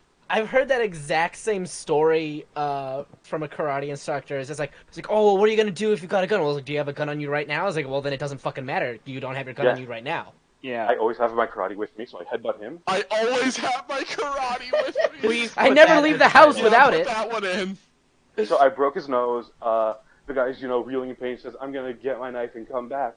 To which I say, apparently. The response is, now I'll have a gun.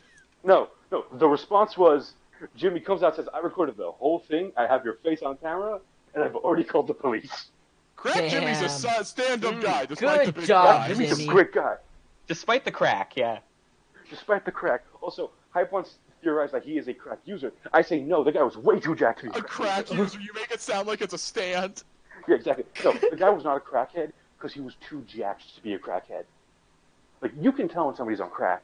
He was not on crack. Unless he hit it really well. So he just used it for probable cause. Yeah, exactly. That's almost worse. Yeah. In fact, that actually is worse.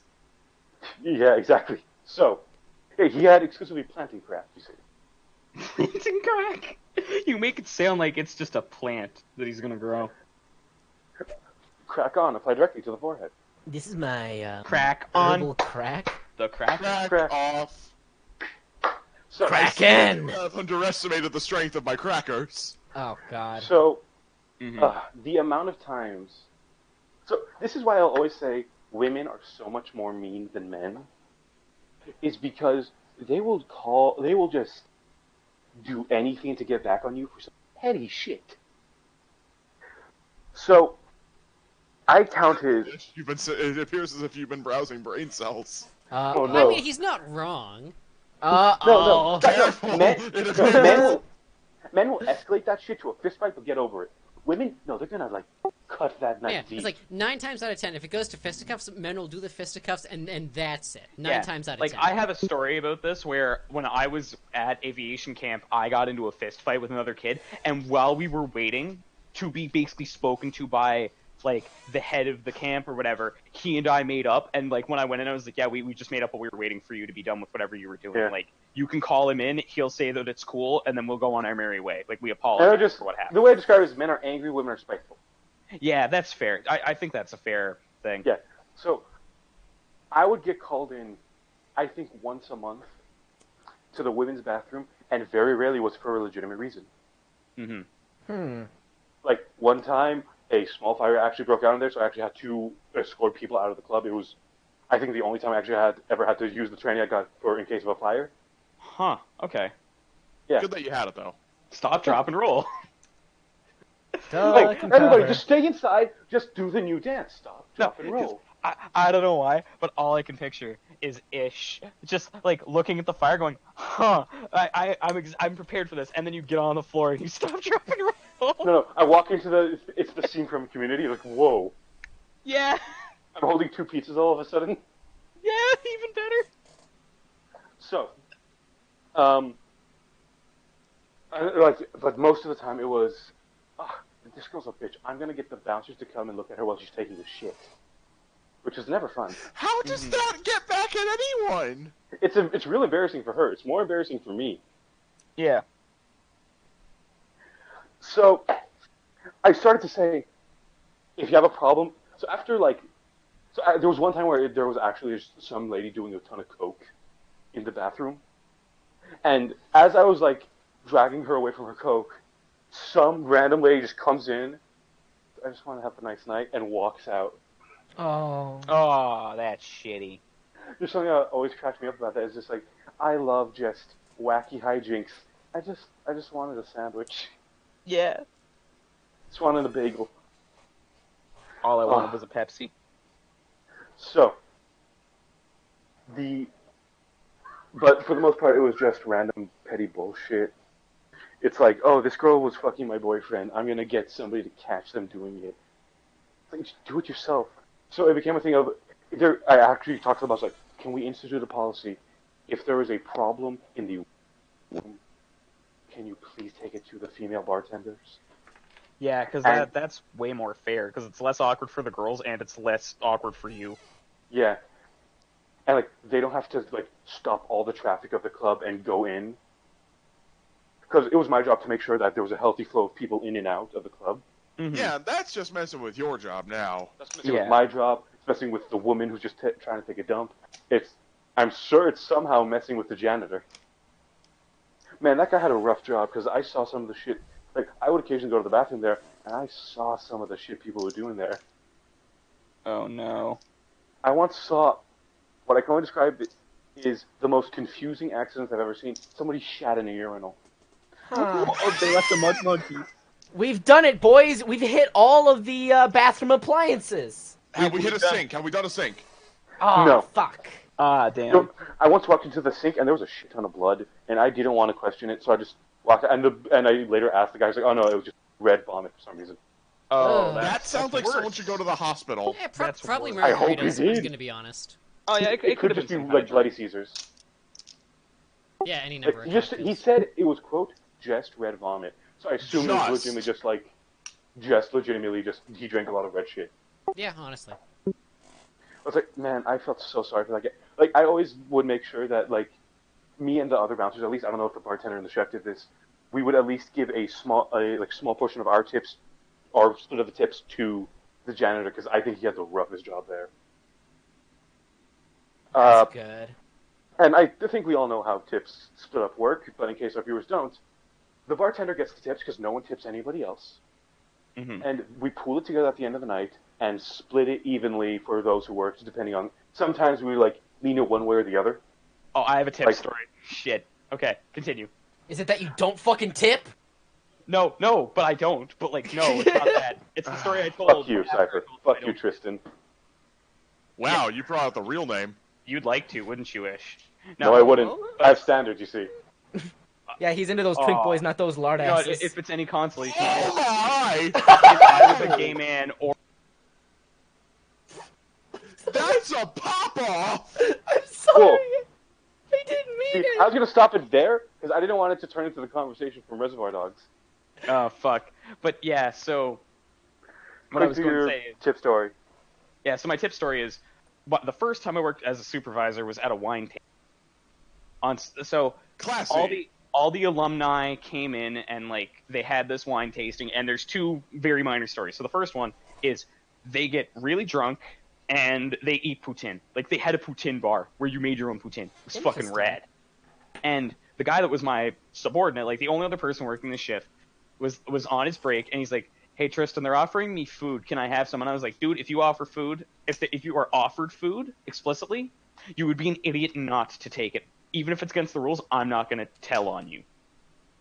Because they offered you food. That's your out. But the other thing that happened was this dude and his girlfriend walk out, and the guy tries to slip me, I think it was $5 or $10. And I'm like, sir, I'm not allowed to accept tips, because I'm not. And he's like, well, you see, if I leave it on the coat rack and it's not here when I get back, I'm not going to be mad about it. So he goes downstairs with his girlfriend and goes out for a smoke or whatever, and then I take the money. So when he comes back, he just kind of gives me this look of hey. Nice one, bro. Yeah, he was awesome. So I never got tipped, and I'm going to be real with you. There's some shit that I worked where I should have gotten tipped for. Yeah, like most people, huh? Yeah, no, well... Yeah, don't even. Fuck you. But yeah, sorry. You guys are hypocrite. So, well, I guess there's no more real, fun anecdotes. I have a few more, but this has been going on for a while.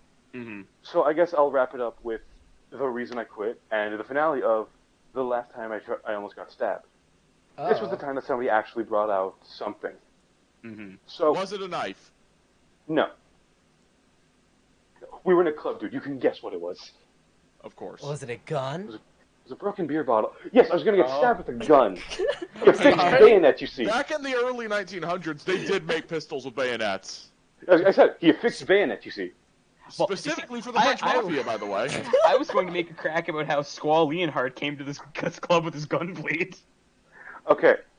So, guy comes in and says, look, I just want some drinks. I just dumped my boyfriend.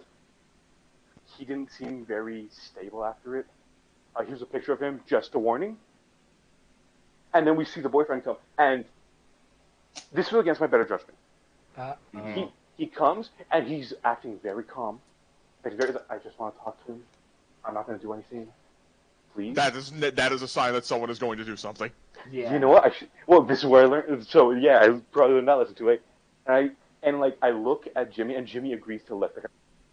Oh. God damn it, Tim! Hey, man, you asked for confirmation, though. That's at least better than just letting him in. Yeah. So, guy orders one beer, breaks it open, and tries to kill his boyfriend.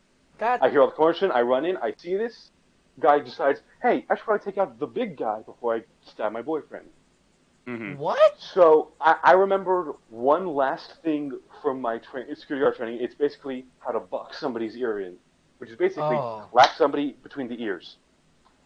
It's that thing Drake does in all of his basic melee combos in literally every Uncharted game to our viewers who have played Uncharted. Exactly. So, I do it. I back up just to see if I actually need to fight this guy. And the guy, I did it as hard as I could because I was scared for my life at that point. Guy grabs his ears, just kind of shakes a bit, gets on his knees, throws up, and passes out. Oh! So a very effective technique. Yeah, it should go into the bit and binder method. Clap him on the ear. You throw him off his rhythm. So I like, I'm gonna be honest, that thing still to this day kind of shakes me remembering. It's like, what if that didn't work? Well, you would have punched the guy. Yeah, but still, there's a bigger risk than not of getting stabbed with broken glass. Yeah. I can tell you, getting stabbed with broken glass, bad. Yeah, so I gave another 2 weeks of try at the club. We just gave the boyfriend, by the way, like, as compensation, me and Jimmy's entire tips for the night. Yeah. That's really admirable, dude. It was kind of entirely our fault that he almost got stabbed. Yeah, that's fair. But, like, you didn't have to do that, but you did. So it's like... It was either that or he sues the club, so, one way or the other. You know what? He threatened to sue the club if you didn't do it. Now, he didn't, but, don't. Like, honestly, I just really felt bad. So, yeah. I gave the club another 2 weeks. And I was like, I don't want to do this. So I put in my 2 weeks method, and I quit, like, a month later of the stabbing. Or the theoretical stabbing. Mm-hmm. And, yeah, that's how I quit. And, honestly, like, sometimes I miss it, but other times it's like, I had to do a lot of stuff there, and I didn't like a lot of it. Like, I had to get into a lot of fights, and I don't like getting into random fights, honestly. So you are the Shizuo Heiwajima of Montreal, in that you don't like violence. I really hate violence, yeah, exactly. But, so, I'm just really good at it. So, I quit, and honestly, like, I've looked back a couple times, but I've never really considered going back. Yeah, I have the same feelings about campus police. Where it's like, they offered for me to come back when I was still in school, and I was like, nah, I'm not going to do that. That's not... Well, the big thing was, like, after I quit, I had started going back to school. Mm-hmm. And honestly, I would not have had the time if I was still being a a bouncer. And legitimately, like, it is kind of embarrassing because I did have to move back to my parents after I quit. Yeah. But I eventually grew to accept that. So... I don't know. Listen, it's that's ups and downs, but do you think the big up is I didn't get stabbed. If you continued to be a bouncer, do you think you would have like met anybody that you go to school with now? The chances are higher than none, because I don't exactly like. I'm going to basically adult education to get my degree and go to college. But you mean you're doing like your GED? Well, here's the thing: in Quebec, you can't do a GED. Okay, so it's that's stupid. No. Weird. To explain. I basically have to do a full year to get credits. A full year of high school. Okay. To get credits, and they have a special program called adult education for this bullshit. Like I've done classes with people who were pediatricians in China, who were engineering teachers in China, and who were doctors in Puerto Rico. Like, just hey, turns out your high school and degrees doesn't mean shit to the Quebec government. Man, that's really unfortunate. Yeah. So I passed all the tests they gave me at the highest level, so I'm just doing a year of just bullshit credits. Okay. You're just waiting now, basically? You're biding your time. I'm right now during the summer finishing up French, and for the next 3 months I'm going to do 3 last classes and get all the credits I need, and I'm fucking done with that shit. Yay! So, do you have to do stage F before college, or does this kind of replace your stage F? No, stage F is college here. Oh. You go stage F then university. So I thought stage F was like basically the equivalent of like grade 13. No. Okay. So you can either go into like a small college course or into like a larger technical course in stage F. Okay. Yeah, because I didn't know how it works. Cider, it's... Yeah. But those are basically my job stories. Okay. So we are before the we jobbers. end it, because we've been doing this for a long time, because we're going to be cutting out most of mine, because God, that was depressing, and no human being should have to sit through that. I'm sorry, because like working as a writer, that made me breathe air out of my nose. Yeah, but like I'm gonna be real. Like working as a writer is like the highs are really high, but but I have more lows than I do. And they are like a black hole. It's fucking terrible. Mm-hmm. So like once I start, I don't stop, and I apologize for that.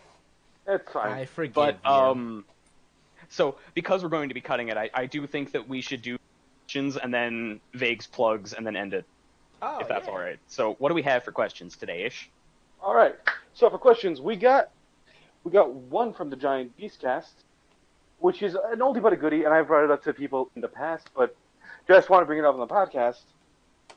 if I'm just driving down the U.S. highway in Maine, and I come to a diner, and I see a sandwich with your name on it. I love this What one. is that sandwich? Okay, God, so I used to have an answer, but now my answer's going to be different. oh, fuck. Okay, so I can't remember mine... what the Jack Volkert original was, but you can do the Jack Volkert 2.0. So I will go from top to bottom. So it'll be me, and then Keegs, and then Hype, and then Ish, and then Bake. So, I actually, like, I forgot what mine is, but thinking about it, it's like it's got to be like smoked salmon, probably on. I don't know, man. So skip me. Rye? I'll think about it. Okay. I was thinking on So, rye. I'll do my. I always want to give my answer first as an example because I'm the one who's listened to these. So, my example would be the Ishmael Cohen Scally is a nice Montreal-style bagel with a nice, not too thick, but just thick enough layer of cream cheese, an optional lox, optional onions, and optional cucumbers, with closed and skewered with a nice little olive toothpick, with a side of nice Floridian orange juice, good mashed potatoes, and a solid serving of poutine. Okay, who's next? I'll go next. I was gonna say I remembered mine, but Keegs, you can go. If you've got yours, go ahead. Okay, so mine is the Tristan. The Tristan Hallahan it's white bread, not toasted. It's hot sauce, egg, and then so the egg is wrapped around all of the following ingredients: some form of jalapeno cheese, nice, prosciutto, preferably cooked, like slightly cooked. So by virtue of being wrapped in the egg, it's going to be kind of cooked, and optional bacon, and then just. Then there's that, and then for a side, you also have the option of for a drink. There's a local thing called Sussex Golden Ginger Ale. You must get Sussex Golden Ginger Ale with this sandwich. Why? Because it's fucking good. All right, Keeks. All right, the Coulter. The sandwich itself, nothing special. It's going to be a Montreal-style smoked meat sandwich with whole grain mustard on sourdough bread. Now, on the side, that sounds delicious. You'll have a dish of scalloped potatoes, and to drink, a nice espresso. That sounds amazing. That sounds really good, yeah. Wait, it's an entire meal, not just the sandwich? Well, you can do a meal if you want, but you can just do the sandwich. Hell no, just the sandwich. So, Hype, do you have yours? Yes, I do. So I have Hype's original one also in my mind. Oh, you have my original? Yeah, but first do your 2.0, basically. No. What was my original? Okay. It's a nice hamburger. Yeah. Okay, so in between 2 onion rings. Yes. On normal bread, skewered with I can't remember what was on the skewer. I think it might have been a small sausage. No, I don't like sausage. You're a fucking liar. I don't remember what the skewer was. In that case, yeah, okay, dude, the onion rings are right. Literally everything else so far has been wrong. Okay. Whoops. Okay. I remember the big one being the side is if you order fries, you get a salad. If you order a salad, you get fries. Yeah, that was what it was. And the only drink acceptable is cherry Pepsi. Moving on. I'm currently drinking. My actual sandwich, however, would be okay. So in the middle, you've got a normal ass, really, really good burger. For me, that is a sesame bun, a quarter pounder patty, lots of pickles, lots of ketchup, and a little bit of mustard with some lettuce in it, with a little bit of lettuce and 1 onion. Good sandwich. Beyond that, you now have 2 other quarter pounder patties on the top and the bottom, and then you have a little more stuff on that. You have a few pickles, and then you got a few. And I guess the best way to put it after that would be you've got some lettuce and a little more condiments. Then on top of those, you have the onion rings, and then you have another burger top and bottom.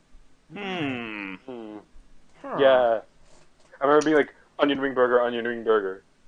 That was basically it, but I feel like I've added a little bit to it now. I have refined it to perfection. Yes. Okay, and Alex or Sam, I guess. Hey, like that's me. betrayed. Both of those are. Your boy. It's me. All right, so the Sam would be goodness, it's going to be on an Odie rye bread. Okay, so you said the Sam, and I thought you said sandwich, and then cut the off. sandwich. The sandwich. Yes. It's a sandwich with entire sandwich. sand. No. It's a sandwich. That's awful. So it's going to be on an oat rye bread, toasted, with over easy egg, bacon. Also going to put on corned beef and pastrami, and it's all going to be heated. And what cheese? Munster. Nice. That sounds really good. Melted over. Yes, I love my sandwiches so much. I think that I would eat at our fucking diner. Yeah. I would. Yeah. Personally, I would. Hey guys, if this whole podcasting thing doesn't work, you want to move to Kansas and start a diner? Yeah. You know what? Honestly, Sure. I would honestly be totally down. I would invest. I'd invest in our diner. Now, all right, that wraps up that question. That was a good question. Yeah, that was fucking good. All right, next one. Do you guys have any day one purchases of a video game or a movie or a book that you regret? Ace Combat Assault Horizon. I have too many. Ace Combat Assault Horizon. Bleach, the PS3 game. Oh, Resurrection, the Dynasty Warriors clone. Yeah. Same. Actually, I don't really regret that one then. That game was trash, bro. I'm gonna be real with you. I liked the spectacle because I was a dumb 13-year-old. Spectacle is all it takes. Dude, playing as Uryu and doing his combo enders, even though it's only a lame-ass 3-hit combo, fucking But rad. it made no sense for his commander to be that because after he uses that, he loses his powers. No. He doesn't have that ability in that. No, the commander lightsaber.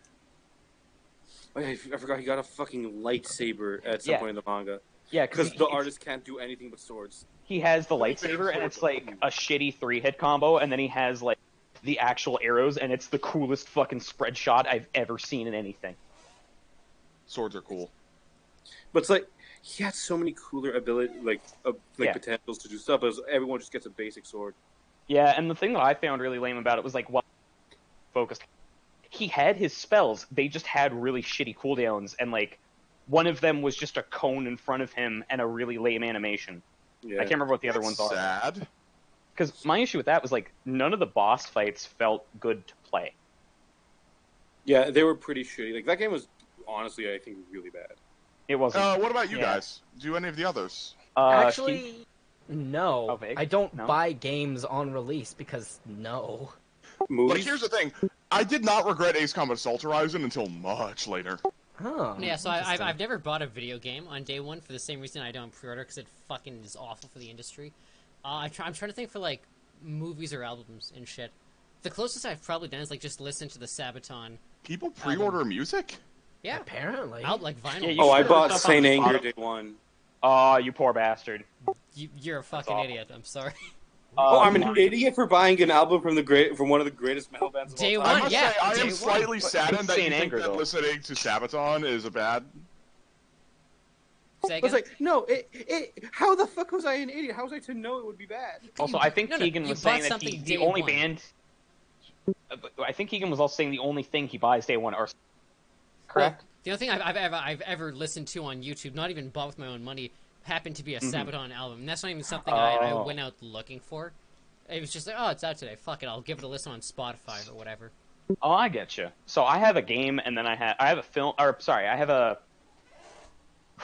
an album first, and then I have a game. So my album is when Pink Floyd, after 20 years of not releasing music, released their final album, The Endless River.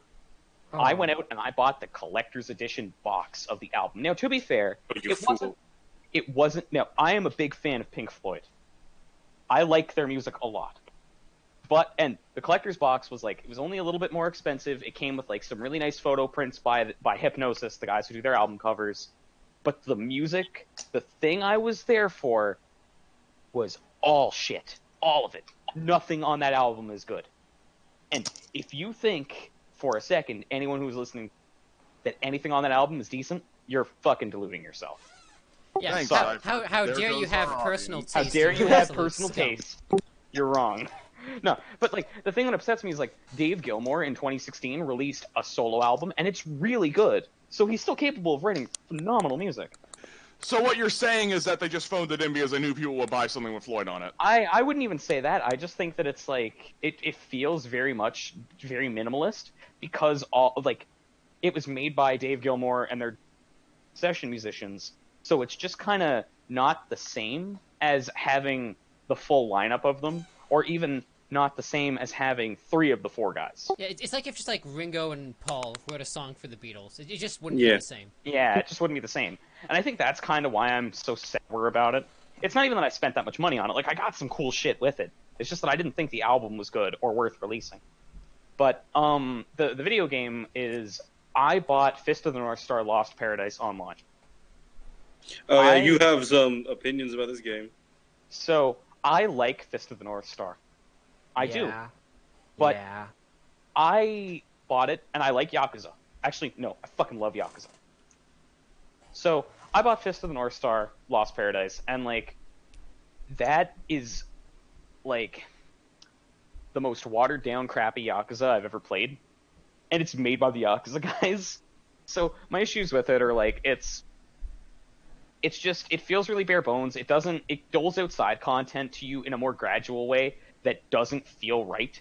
And because it's an original story, a lot of the story stuff is like, hey, do you remember Jaggy? Hey, do you remember Rao? Here's Rao. We're going to dangle Rao. It's an original story. It's an original retelling of the story. Like, you still fight Souther. Yeah, you do. But, like, the issue that I have with it is very much, like, most of those characters are just one-offs. They don't appear anywhere else. They show up for their boss fight, and they exit stage left, and that sucks. Mm-hmm. Like, Toki's the only one who stays, because he's, like, your trainer. Right? Yeah. Now, to be fair, there's a lot of really cool shit in that. Like, nothing makes my dick harder than doing any of the fucking finishers, because they're all moves from the show, and they all have the effect of the show. Well, they're all literally the named moves from the show. You can get the one where it's like, he pokes you a bunch, and then you die after 5 steps. Yeah, like, if you get an enemy down to 1 HP, he literally does the death. Mm-hmm. Like, that's rad. But and you can hit people with the onomatopoeia. Yeah, and, like, seriously? That's rad. Yeah, you can. It's cool as fuck. But the issue that I have with it is that, like, so some of the side content is really, really good, but most of it isn't. So, like, bartending is pretty fun. Because the idea of Kenshiro bartending is, like, as absurd and as Why would funny. Kenshiro bartend? Exactly. Exactly, that's the joke. It's as crazy as, like, some of the shit Kiryu has to deal with. But then, a lot of to another level because he's Kenshiro. Yeah, but to another level, because, like, yeah, exactly. But the issue that I had with it was, like, one of the things they touted was, oh, you have a buggy, and you can do buggy races, and you can go out into the wasteland. And it's like, those are the worst parts of that game. Hell, baseball, like, the idea of Kenshiro batting away dudes on motorcycles with a steel girder like a baseball player is fucking awesome, and in execution, it controls like shit. Like, it doesn't feel good. You know how good the Yakuza baseball feels? It is the antithesis of that. So, I'm going to say why I actually really like that game. Mm-hmm. It comes down to one thing, is like, that is one of the better combat engines they've ever designed. Oh, it's a great combat engine. And I will the thing is, that. like, this, like, the side stuff is really just what the side stuff was like in 4, or in 3, or in 2, or 1. It's like, the side stuff only really got good in 5. Huh, okay. Like, the side stuff in 4, like, yes, they designed an original arcade shmup, and it was really fun. But like, outside of that, there was not much to do that was fun. In Yakuza or in Fist of the North Star? In Yakuza. Whereas, like, this was still, like, I actually didn't mind most of it, because, like, yeah, it wasn't as good as the stuff in 0 or in 5, but it was still, like, pretty fun. I never really had a big problem with it. I think part of my problem was that I was being spoiled by Yakuza 0 and Kiwami 2, in that, like, very early on, all of the side content unlocks, and they dole it out more gradually in Fist of the North Star. And what's way worse is that, like, a lot of it's pretty, like, decent side content, except for the actual sub-stories, which are not very good. Yeah, but, like, to be fair, I never expected much from those, because it's fucking Fist of the North Star. What are you going to do for a sub-story? Oh, That's somebody fair. stole my rice. Because I did Go get him. So do we have any other games? I was going to actually finish up with, I did like their karaoke equivalent, which is Kenshiro doing acupuncture. Yeah. Like, that's fucking great. Quick, any other games? For me, no. Captain. All right. So, do we want to do another question, or yeah, let's do we want to do wrap up there? one. Why not? We had one more question. One last question. One more question. This one shouldn't take that long. What do you guys think of the ethics of naming pets or kids after animals, or after video game and anime characters? Don't. Hey man, do what you want. Don't. I think that there is a. Let me put it this way: it's a slippery slope. Yeah, Because I agree. At what point do you just name your kid a normal thing, and someone's like, "Oh, what a nice reference to so and so property that I've never heard of." Yeah. Mm-hmm. And at If what I point do you your name parents your named kid Jack Xehanort? If your parents named you Jack after Big Boss, that's fine. If it's a regular ass name, sure. If you name your kid fucking Virgil and Dante, end yourself. Like, I mean, here's the one that Virgil I, and Dante are both normal names. That's the problem. not No, anymore, they're not. They're anymore, not. they're Not anymore, they're They're not. not normal, but you can still buy them as names. That's the thing. Yes. No.